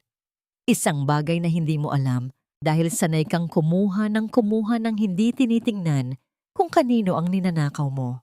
Kinuha ko ang aking bag at maingat na isinuot sa aking balikat. Ang bawat kilos ko ay maingat, tila ba isang tula ng paglaya. Rafael is bankrupt, Elena. Wala na siyang pera, wala na siyang pangalan, at higit sa lahat, wala na siyang silbi sa mga taong katulad mo. Ngayon, gusto kong makita kung gaano katagal mananatili ang love na ipinagmamalaki mo kapag wala na kayong pambili kahit ng isang pirasong tinapay. Lumapit ako sa kanya hanggang sa maramdaman ko ang bilis ng kanyang paghinga. Ibinulong ko sa kanyang tainga ang mga salitang tila naging isang huling hatol. The difference between us, Elena, is that I built that empire. You only tried to decorate it with stolen jewels. Now, go back to where you truly belong. Sa putika ng iyong sariling mga ambisyon, naglakad ako palayo nang hindi man lang siya nililingon. Ang tunog ng aking sapatos sa marmol ay tila isang maringal na martsa patungo sa aking bagong buhay. Sa likuran ko, narinig ko ang mahinang paghikbi ni Elena na kalaunan ay naging isang desperadong pag-iyak, ngunit hindi na yon umabot sa aking puso. Ang pintuan ng tea house ay bumukas ng kusa at ang hangin sa labas ay tila mas sariwa kaysa dati. Ngunit habang naglalakad ako patungo sa aking sasakyan, isang itim na sedan ang huminto sa aking tapat. Ang bintana nito ay dahan-dahang bumaba at isang mukha ang lumarawan mula sa loob. Isang mukha na matagal ko nang hindi nakikita at isang boses na magpapabago sa lahat ng aking plano. Clara, hindi pa tapos ang laban. May isang bagay na hindi sinasabi sa iyo ni Attorney Santos tungkol sa iyong ama. Sino ang lalaking ito sa loob ng sasakyan? At anong lihim tungkol kay Don Teodoro ang maaari pang yumanig sa mundo ni Clara?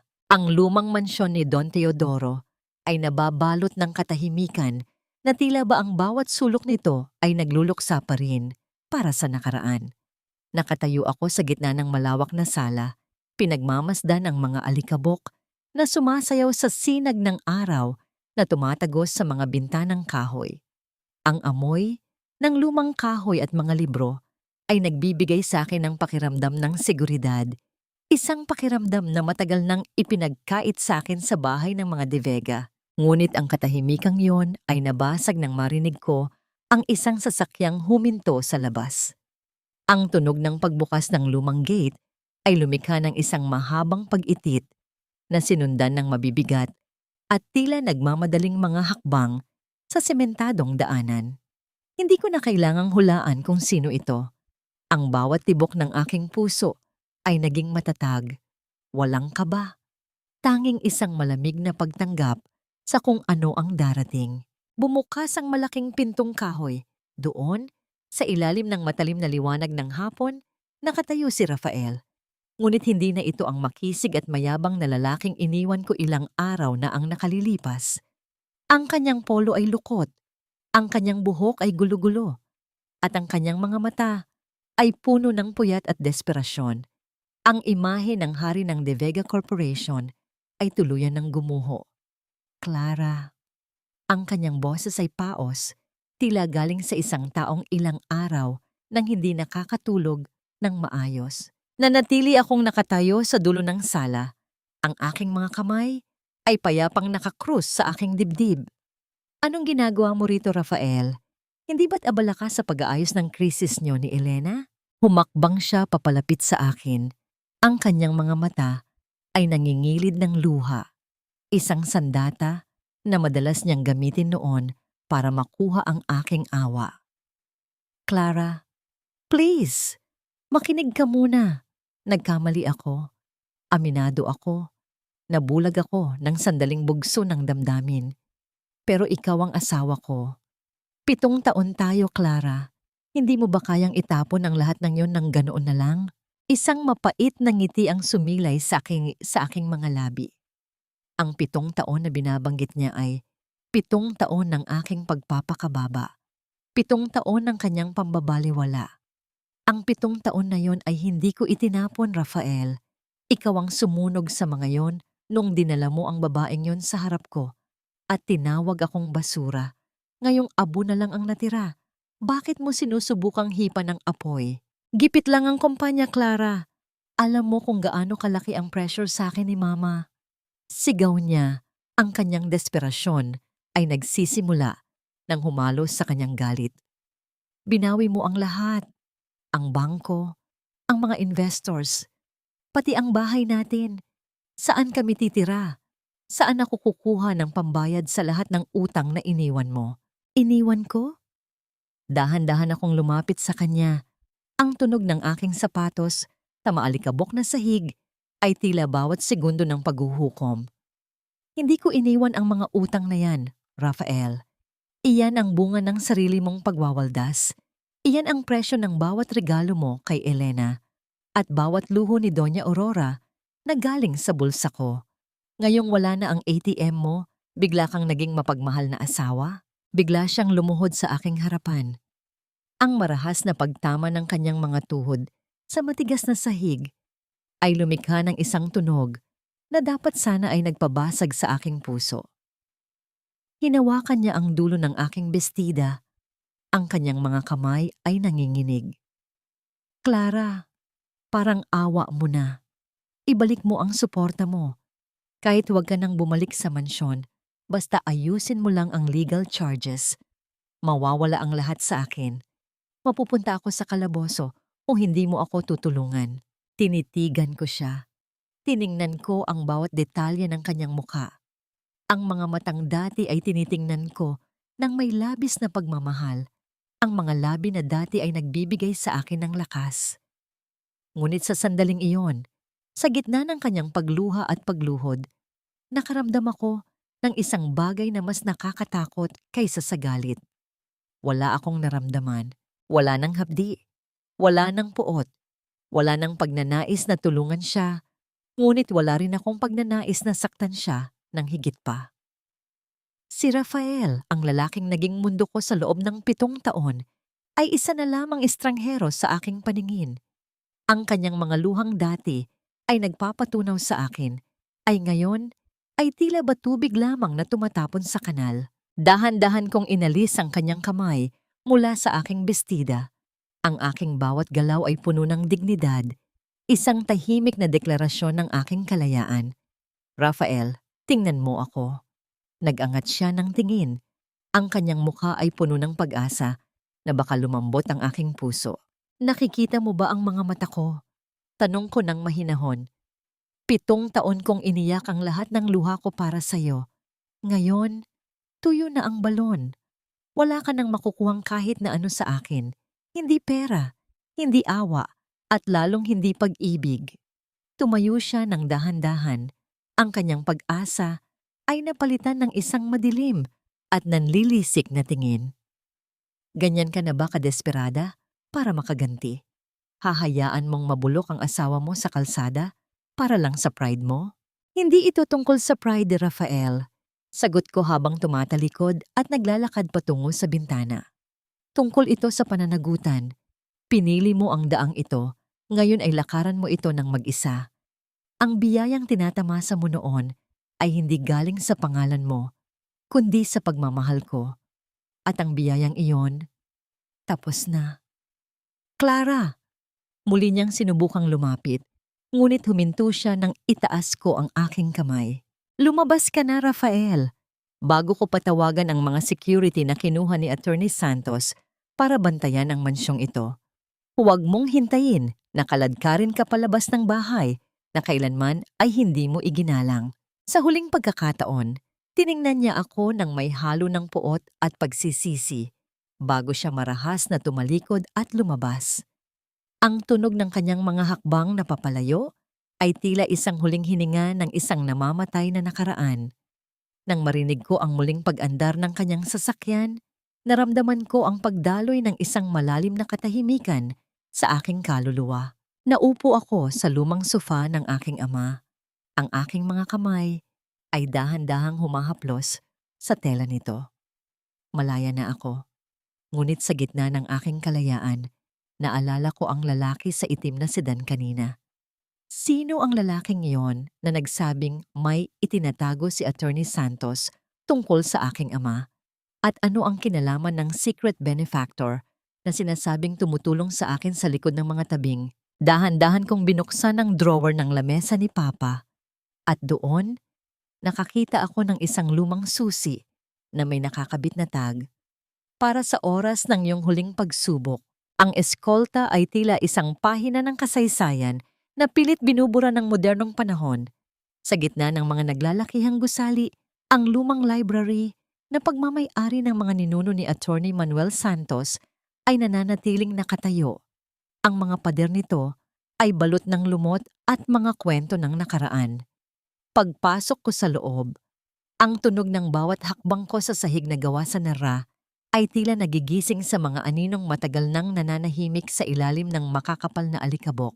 Nadatnan ko si Attorney Santos na nakaupo sa isang malaking lamesang puno ng mga lumang dokumento.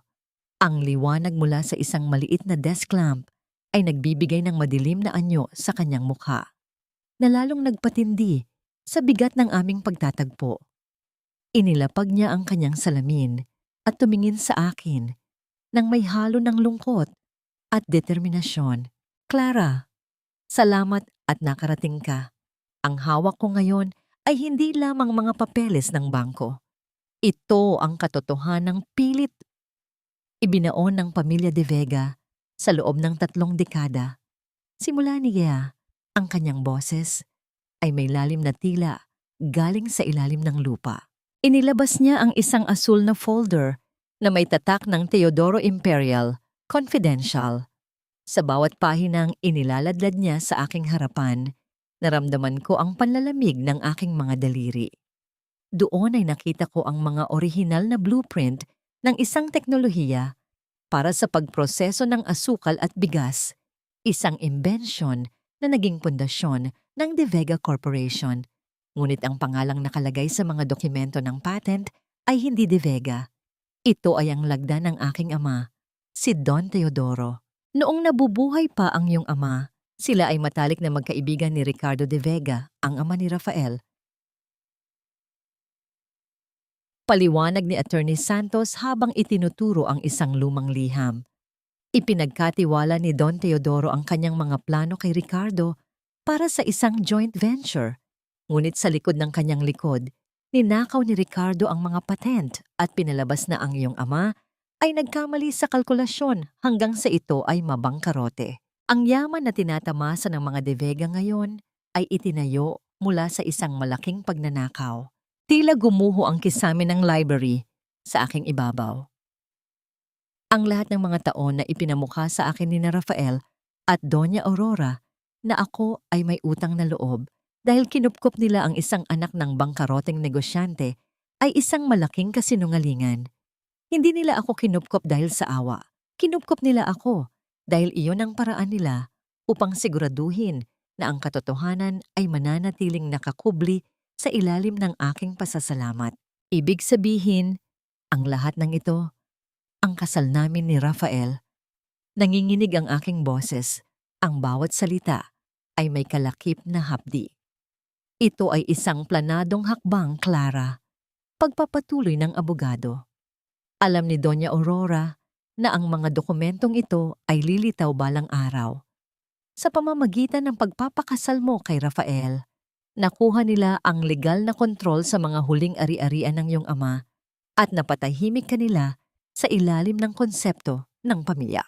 Naisip ko ang lalaki sa itim na sedan na humarang sa akin kanina. Sino siya? Paano niya nalaman ang tungkol dito? Nang itanong ko ito kay Attorney Santos, pansamantalang natigilan ng matanda. May mga tao, Clara, na matagal nang nagmamasid sa pamilya De Vega. Ang lalaking nakita mo ay si Gabriel, ang anak ng isa sa mga biktima ng pagnanakaw ni Ricardo noon. Siya ang secret benefactor na nagbigay sa akin ng mga huling piraso ng ebidensya na kulang sa file ng iyong ama.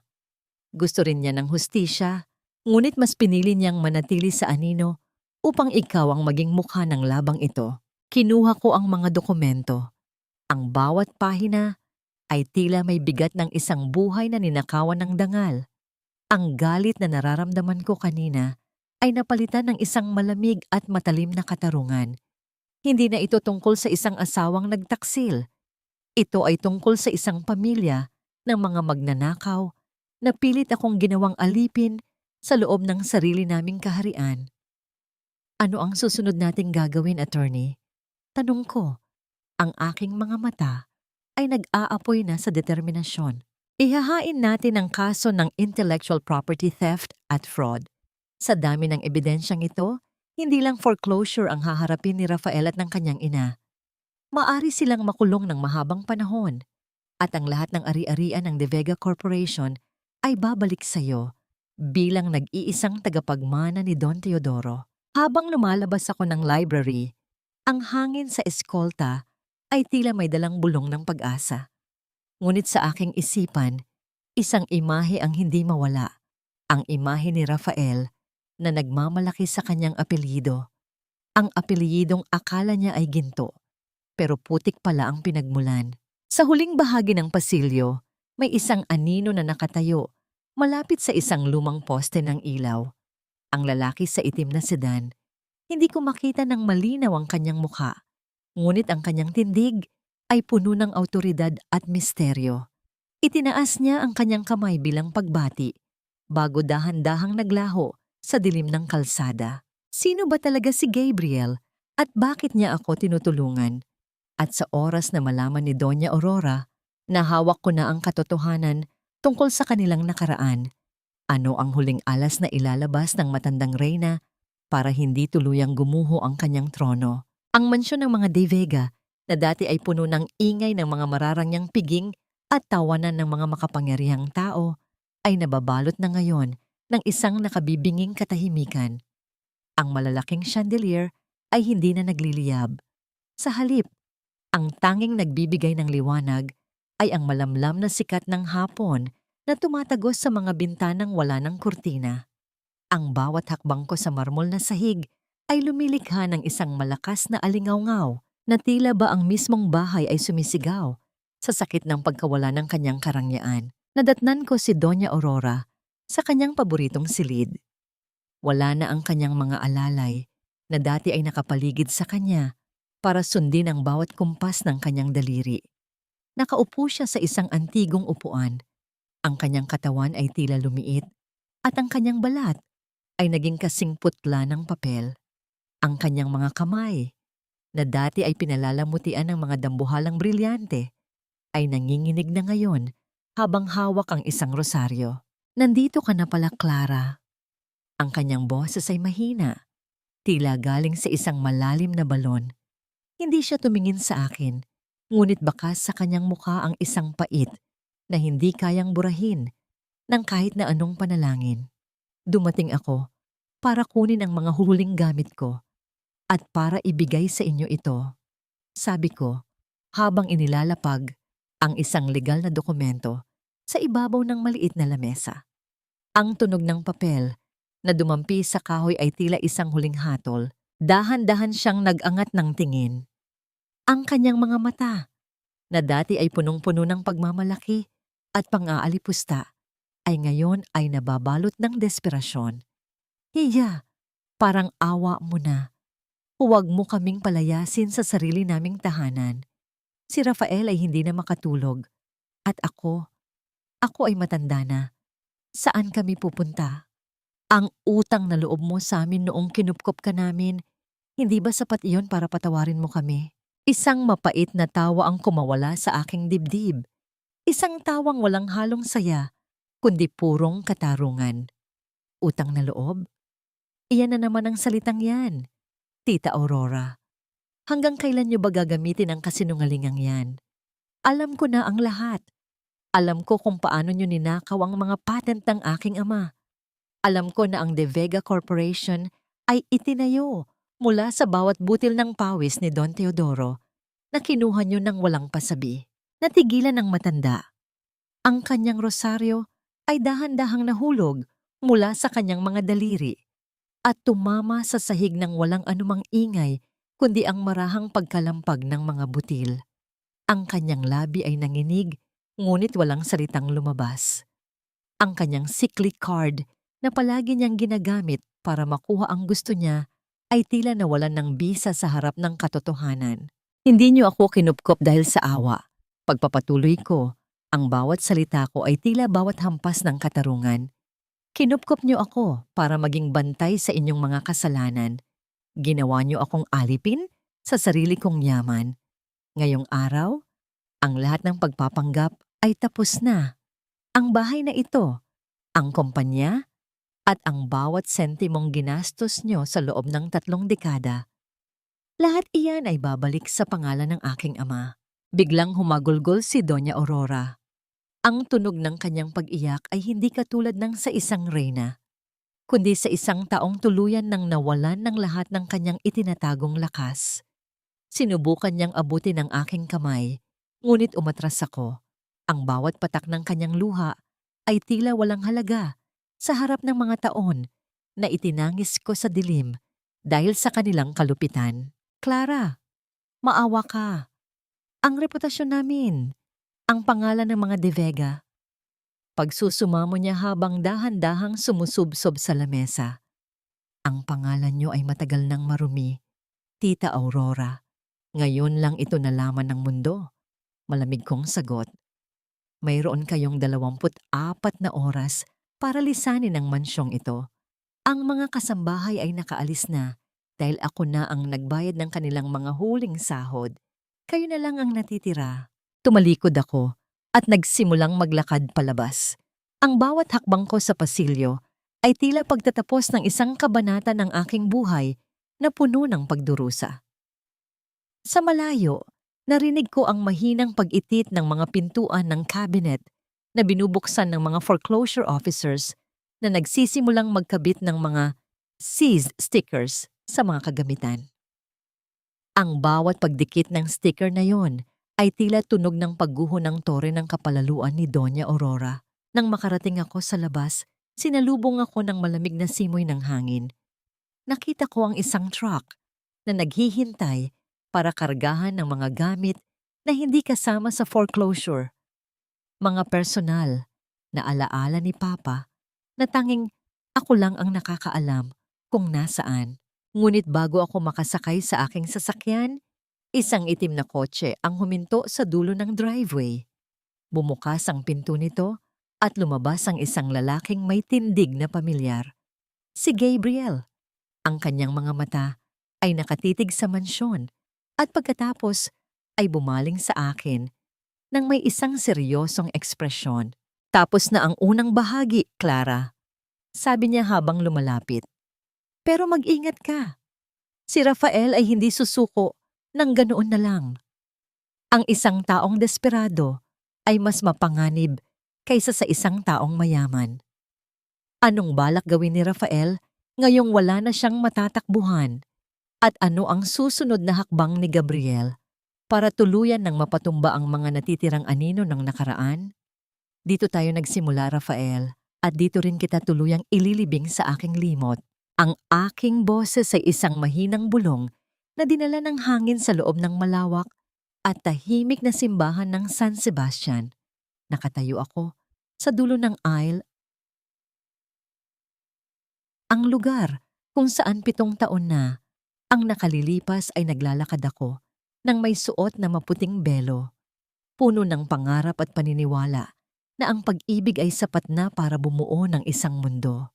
Ngunit ngayon, ang suot ko ay isang simpleng asul na bestida at ang tanging dala ko ay ang aking sugatang puso na dahan-dahan nang naghihilom.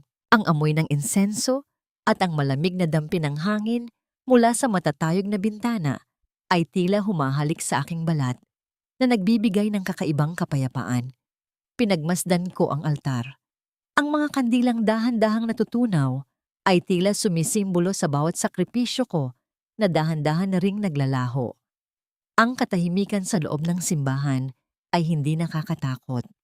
Ito ay isang yakap na matagal ko nang hindi naramdaman sa loob ng mansyon ng mga De Vega. Umupo ako sa isa sa mga lumang bangkong kahoy. Ang tunog ng pagtama ng aking sapatos sa sahig ay umalingaw-ngaw ng bahagya bago muling nilamon ng katahimikan.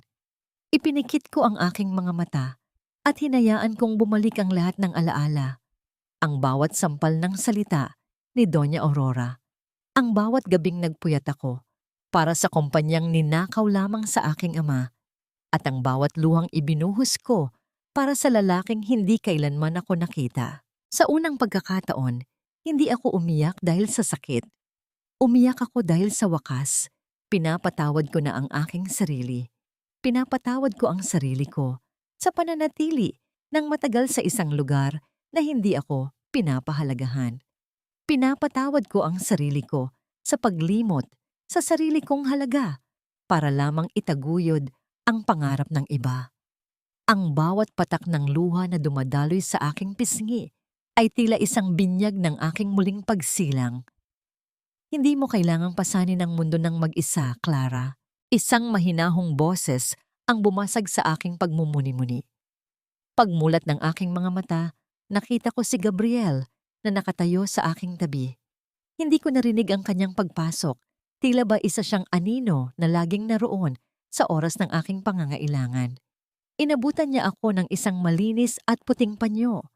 Ang tela nito ay malambot at may amoy ng preskong hangin. "Salamat!" bulong ko habang tinatanggap ang panyo. Ang simpleng pag-abot niya ng panyo ay tila isang pangako ng suporta na hindi kailanman ibinigay sa akin ni Rafael. "Ano ang ginagawa mo rito, Gabriel? Sinusundan mo ba ako?" Umupo siya sa tabi ko, ngunit nag-iwan siya ng sapat na distansya, isang tanda ng respeto na kailanman ay hindi ko naranasan sa bahay ng mga De Vega. "Gusto ko lang siguraduhin na maayos ka.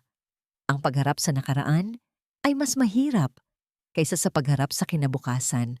At dito sa simbahang ito, alam kong maraming multo ang kailangan mong harapin." Tumingin ako sa kanya, sa kanyang mga matang puno ng misteryo, ngunit may kasamang tapat na malasakit. "Buksan na bukas ang subasta, Gabriel. Ang lahat ng ari-arian ng mga De Vega, ang lahat ng ninakaw nila sa aking ama. Ibebenta na sa publiko. Doon na ba talaga matatapos ang lahat?" Tumingin si Gabriel sa altar. Ang kanyang panga ay tumigas ng bahagya.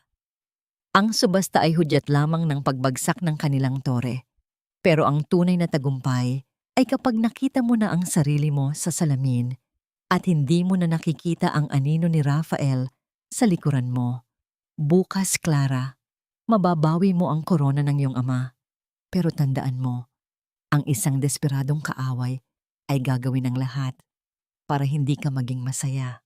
Ang babala ni Gabriel ay tila isang malamig na kuryente na dumaan sa aking gulugod. Naalala ko ang mukha ni Rafael nung huli kaming mag-usap, ang puot at desperasyon na nag-aapoy sa kanyang mga mata. Alam kong hindi pa tapos ang lahat. Ang subasta bukas ay hindi lamang palitan ng pera at ari-arian.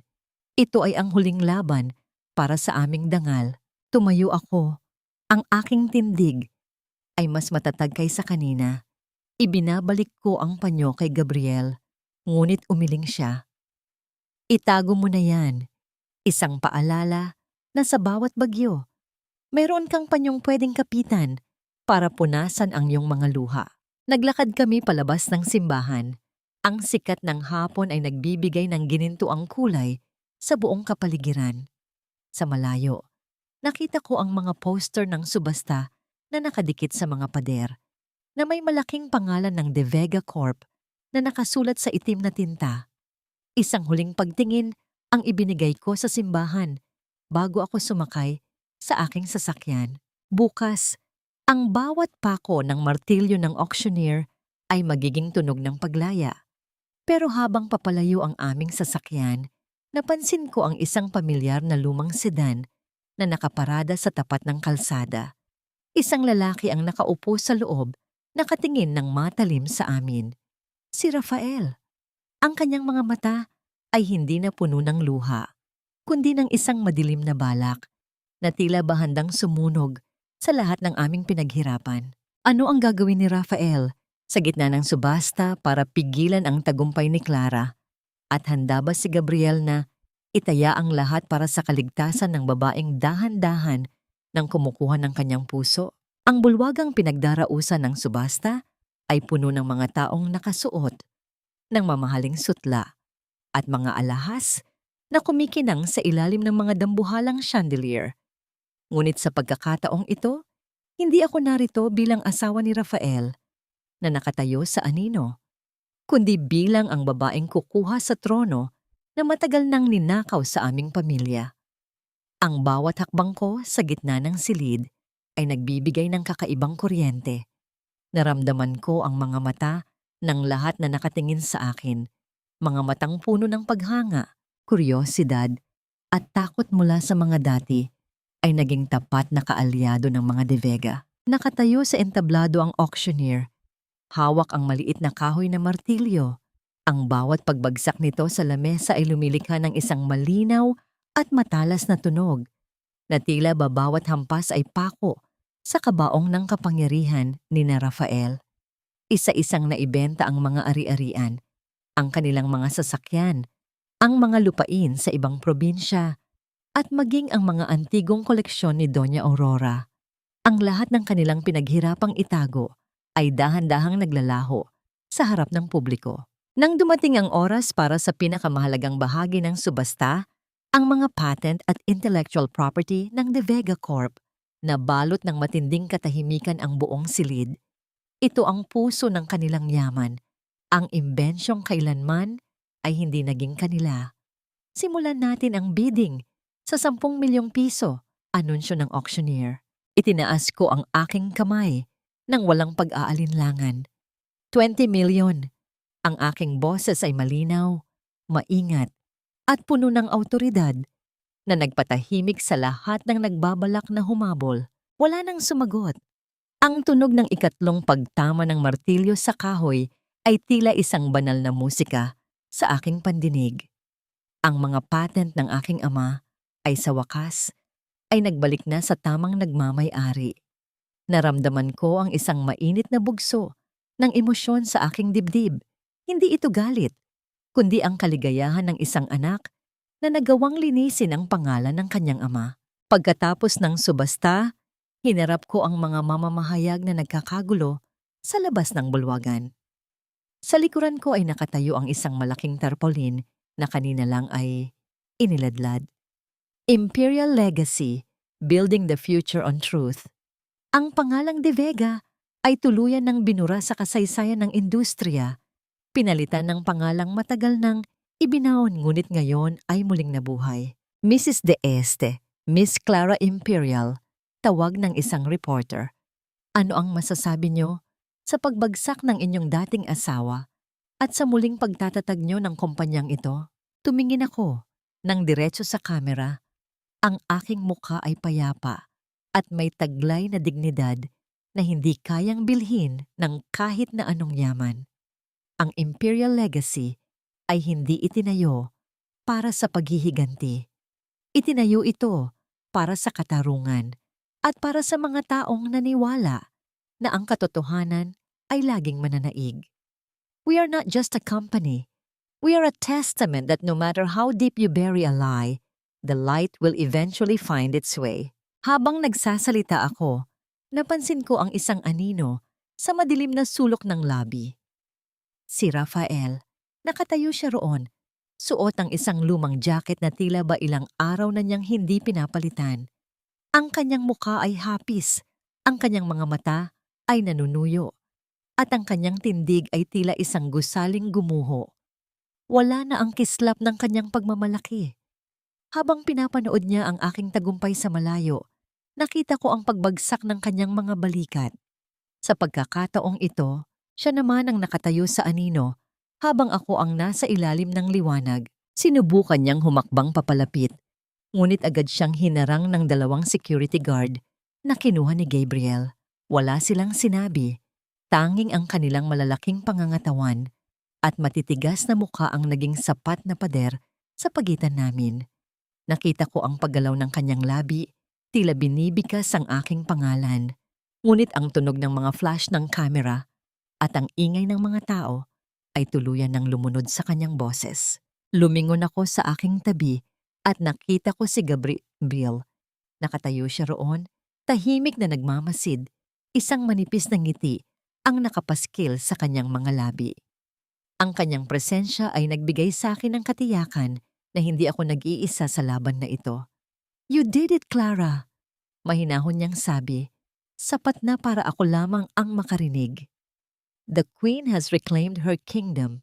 Hindi ko ito magagawa kung wala ka, Gabriel." Sagot ko habang dahan-dahang hinahawakan ang kanyang braso. Ang init ng kanyang balat ay nagbigay sa akin ng pakiramdam ng isang bagong simula. Bago kami tuluyang umalis sa bulwagan, muli kong tiningnan ang direksyon kung nasaan si Rafael. Nagtagpo ang aming mga mata sa huling pagkakataon. Sa kanyang paningin ay nakita ko ang matinding pagsisisi, ang sakit ng pagkawala ng lahat, at ang katotohanang huli na ang lahat. Wala na ang Clara na luluhod sa harap niya. Wala na ang martir na magliligtas sa kanya. Ang nakikita niya ay isang babaeng buo, matatag, at malaya. Sumakay ako sa sasakyan at narinig ko ang tunog ng pagsasara ng pinto. Isang tunog na tila naghihiwalay sa aking nakaraan at sa aking bukas. Habang papalayo kami sa lugar na yon, pinagmasdan ko ang mga ilaw ng lungsod. Ang bawat kislap ay tila mga bituin na sumasabay sa aking bagong paglalakbay. Ngunit sa kabila ng aking tagumpay, may isang bagay na bumabagabag sa akin. Isang huling dokumento na ibinigay sa akin ni Gabriel bago matapos ang gabi. Isang dokumentong naglalaman ng impormasyon tungkol sa kinalalagyan ni Elena at ang huling alas na balak nilang gamitin laban sa akin. Ano ang huling desperadong hakbang na gagawin ni Rafael at Elena para bawiin ang lahat? At handa ba si Clara na ibigay ang huling hatol na tatapos sa kanila ng tuluyan? Ang sikat ng umaga sa balkonahe ng lumang mansyon ng mga imperial ay may dalang kakaibang tamis. Habang humihigop ako ng mainit na kape, pinagmamasdan ko ang mga ibong malayang lumilipad sa pagitan ng matatayog na puno ng narra. Wala na ang mabigat na kadena sa aking dibdib. Pinalitan ito ng isang malalim at payapang hininga na tila ba ngayon ko lamang natutunang gawin sa loob ng maraming taon. Ang katahimikan sa paligid ay hindi na nakakabingi, kundi isang himig ng paglaya na dahan-dahang nagpapahilom sa aking kaluluwa. Ngunit ang kapayapaang iyon ay bahagyang naantala nang marinig ko ang mahinang tunog ng pagbukas ng bakal na gate sa malayo. Isang anino ang dahan-dahang lumitaw sa dulo ng mahabang driveway. Hindi na kailangang sabihin ni Nanay Rosa kung sino ito. Sa bawat mabagal at tila walang buhay na hakbang ng lalaking dumarating, alam ko na ito na ang huling hininga ng aking nakaraan. Inilapag ko ang aking tasa sa lamesang gawa sa marmol. Ang tunog ng porselana na dumampi sa matigas na ibabaw ay tila isang huling hudyat. Bumaba ako ng hagdanan. Ang bawat pagtapak ko sa kahoy ay puno ng katiyakan. Nang makarating ako sa gitna ng hardin, doon ko nakita si Rafael. Wala na ang lalaking mayabang na nakilala ko sa loob ng 7 taon. Ang kanyang buhok ay gulo-gulo, ang kanyang mga mata ay lubog at puno ng pighati, at ang kanyang mga balikat ay tila pasan ng buong daigdig. Sa kanyang tabi, wala na ang kislap ni Elena. Ayon sa ulat ni Gabriel, iniwan na siya nito nang tuluyan ng mapagtanto na wala na siyang kahit isang sentimong makukuha sa mga De Vega. Ang tanging kasama ni Rafael ngayon ay ang sarili niyang anino at ang bigat ng kanyang mga pagkakamali. "Clara," ang kanyang boses ay tila isang tuyong dahon na hinahampas ng hangin. Huminto siya ilang metro ang layo sa akin, hindi na nangahas pang lumapit. "Narito ako, hindi para humingi ng pera. Narito ako dahil gusto ko lang malaman mo na ngayon ko lang naintindihan. Ngayong wala na akong kahit ano, doon ko lang nakita na ikaw pala ang tanging kayamanan na mayroon ako. At ako mismo ang nagtapon noon." Tiningnan ko siya ng diretso sa mga mata. Walang galit na nag-aapoy, walang puot na nananalaytay. Ang nakita ko sa harap ko ay isang lalaking naging biktima ng sarili niyang kasakiman. Ang katarungan ay tapos na. Ang batas ay nakuha na ang nararapat para sa akin. Ang natitira na lamang ay ang pagtatapos ng aming kwento. Ang pag-unawa, Rafael, ay palaging dumarating sa huli. Mahinahon kong sagot. Ang aking boses ay malinaw at hindi man lang nagbago ang tono. Ngunit ang pagsisisi ay hindi isang mahiwagang susi na magbubukas muli sa pintong ikaw mismo ang nagsara at nagkandado. Ang 7 taon na ibinigay ko sa iyo ay sapat na para sa isang buhay. Hindi ko na kayang magbigay pa ng kahit isang segundo. Yumuko siya at narinig ko ang mahinang paghikbi na tila ba isang pagsuko. Ang tunog ng kanyang pag-iyak ay hinaluan ng huni ng mga kuliglig sa paligid. Isang malungkot na koro para sa isang pag-ibig na tuluyan ng namatay. May pagkakataon pa ba, Clara? Kahit bilang kaibigan? Tanong niya ng may desperasyon. Isang manipis na ngiti ang sumilay sa aking mga labi habang dahan-dahan kong itinataas ang aking kamay. Sa aking pulso ay nakasuot ang relong bulsa ng aking ama, na ngayon ay may bagong leather strap at tumitiktak ng sakto sa bawat segundo. Ang tunog ng tiktak nito ay tila isang matatag na puso na tumitibok para sa bukas. Ang oras, Rafael, ay hindi bumabalik. Ang bawat segundo na nawala ay hindi na muling mababawi. Ang pagkakataon para sa atin ay natapos na noong gabi sa party, sa bawat salitang mapait na binitiwan mo. Tumalikod ako at nagsimulang maglakad pabalik sa mansyon. Pinatawad ko na ang sarili ko, Rafael, at sa pagpapatawad na yon, malaya ka na rin. Malaya ka nang harapin ang karma ng iyong buhay nang wala ako sa tabi mo. Narinig ko ang tunog ng kanyang mga hakbang na dahan-dahang lumalayo, patungo sa gate na hinding-hindi na muling magbubukas para sa kanya. Ang bawat pagtapak niya sa graba ay tila isang tuldok sa huling pangungusap ng aming kasaysayan. Nang tuluyan ng sumara ang gate, ang katahimikan ay muling bumalik. Isang katahimikang puno ng pag-asa. Pumasok ako sa loob ng mansyon at sinalubong ako ni Gabriel sa may pinto. Hindi siya nagsalita, ngunit ang kanyang mga mata ay nagsasabi ng lahat ng kailangan kong malaman. Inabot niya ang kanyang kamay at sa pagkakataong ito, hindi ako nag-atubili. Tinanggap ko ang kanyang init, isang tanda ng isang bagong pagkakaibigan o marahil ay isang bagong simula na hindi ko na kailangang katakutan. Handa ka na ba para sa unang board meeting ng Imperial Legacy? Tanong niya nang may halong nangiti. Higit pa sa handa, Gabriel. Sagot ko nang may paninindigan. Lumabas kaming muli sa balkonahe. Pinagmamasdan ang malawak na lupain na ngayon ay muli inang naging masigla. Ang mga bulaklak sa hardin ay nagsisimula nang bumuka. Ang kanilang mga kulay ay tila isang pagdiriwang ng aking muling pagsilang. Tumingala ako sa langit, sa araw na nagniningning ng walang kasing liwanag. Ako si Clara Imperial. Hindi na ako ang asawang martir. Hindi na ako ang babaeng nagtatago sa anino. Ako ay isang babaeng buo, matatag, at handa ng yakapin ang isang bukas na wala na ang anino ng kahapon. Ang bawat tiktak ng relo sa aking pulso ay isang paalala na sa kabila ng bawat pait, laging may darating na umaga, isang umagang puno ng liwanag, katarungan, at tunay na pag-ibig sa sarili. Ang aking kwento ay hindi nagtapos sa isang paghihiganti, kundi sa isang matamis na tagumpay ng pagkakahanap sa sariling kaluluwa. At sa ilalim ng asul na langit, alam ko na ang aking ama ay nakangiti dahil ang kanyang korona ay nasa kamay na ng isang reynang natutong lumaban. Lumipas ang mga buwan na tila mga dahan-dahang patak ng ulan sa tuyong lupa, nagbibigay ng buhay sa mga bahagi ng aking pagkatao na matagal nang nabaon sa limot. Ang Imperial Legacy ay hindi lamang naging isang matagumpay na kumpanya. Ito ay naging simbolo ng pag-asa para sa maraming kababaihan na naging biktima rin ng pang-aabuso at pambabaliwala. Sa bawat kanto ng aming opisina, ang boses ng katarungan ay nananatiling buhay, isang paalala na ang katotohanan ay hindi kailanman magagapi ng kahit na anong yaman. Nakatayo ako sa harap ng puntod ng aking ama, si Don Teodoro. Ang simoy ng hangin sa sementeryo ay may dalang amoy ng mga sariwang bulaklak ng ilang-ilang, ang paborito niyang amoy.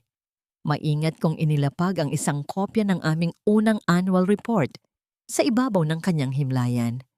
Naramdaman ko ang isang mainit na haplos ng hangin sa aking pisngi, tila ba isang huling basbas mula sa kanya.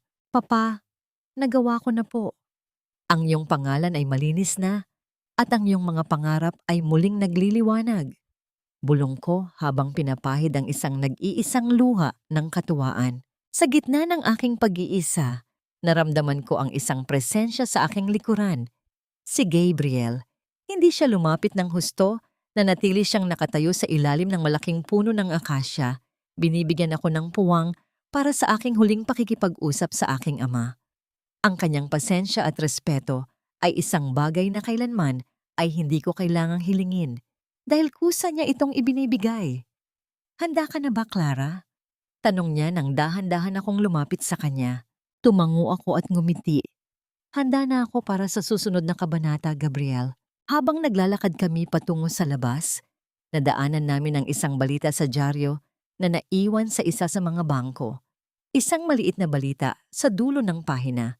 Ang pagkakakulong ni Rafael dahil sa mga kasong estafa at fraud, habang si Doña Aurora naman ay nananatili sa isang maliit at simpleng paupahang bahay sa probinsya, malayo sa karangyaang dati ay kanyang ipinagmamalaki.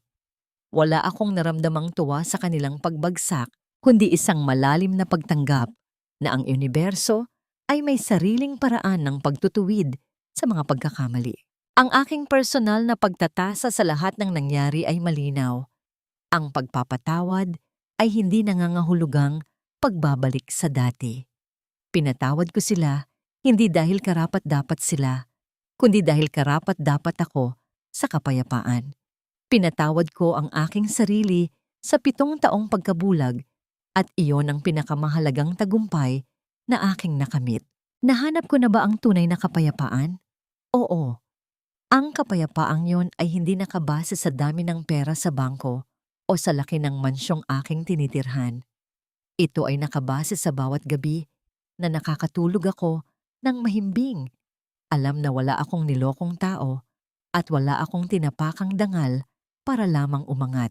Ang aral na nais kong iwan sa bawat taong nakinig sa aking kwento ay ito. Ang iyong halaga ay hindi itinatakda ng kung paano katuringan ng ibang tao. Ikaw ang may hawak ng panulat sa sarili mong kasaysayan. Huwag kang matakot na tuldukan ang isang kabanatang puno ng sakit. Dahil pagkatapos ng bawat tuldok ay may puwang para sa isang bagong pangungusap, isang bagong simula, at isang mas magandang bukas. Sumakay ako sa sasakyan kasama si Gabriel at habang papalayo kami, pinagmasdan ko ang papalubog na araw na nagbibigay ng kulay kahel at lila sa kalangitan. Ang bawat segundo ng aking buhay ngayon ay tila isang regalo. At sa bawat tiktak ng relo sa aking pulso, naririnig ko ang isang pangako na sa dulo ng bawat bagyo, laging may bahagharing naghihintay para sa mga pusong natutong lumaban at magmahal muli.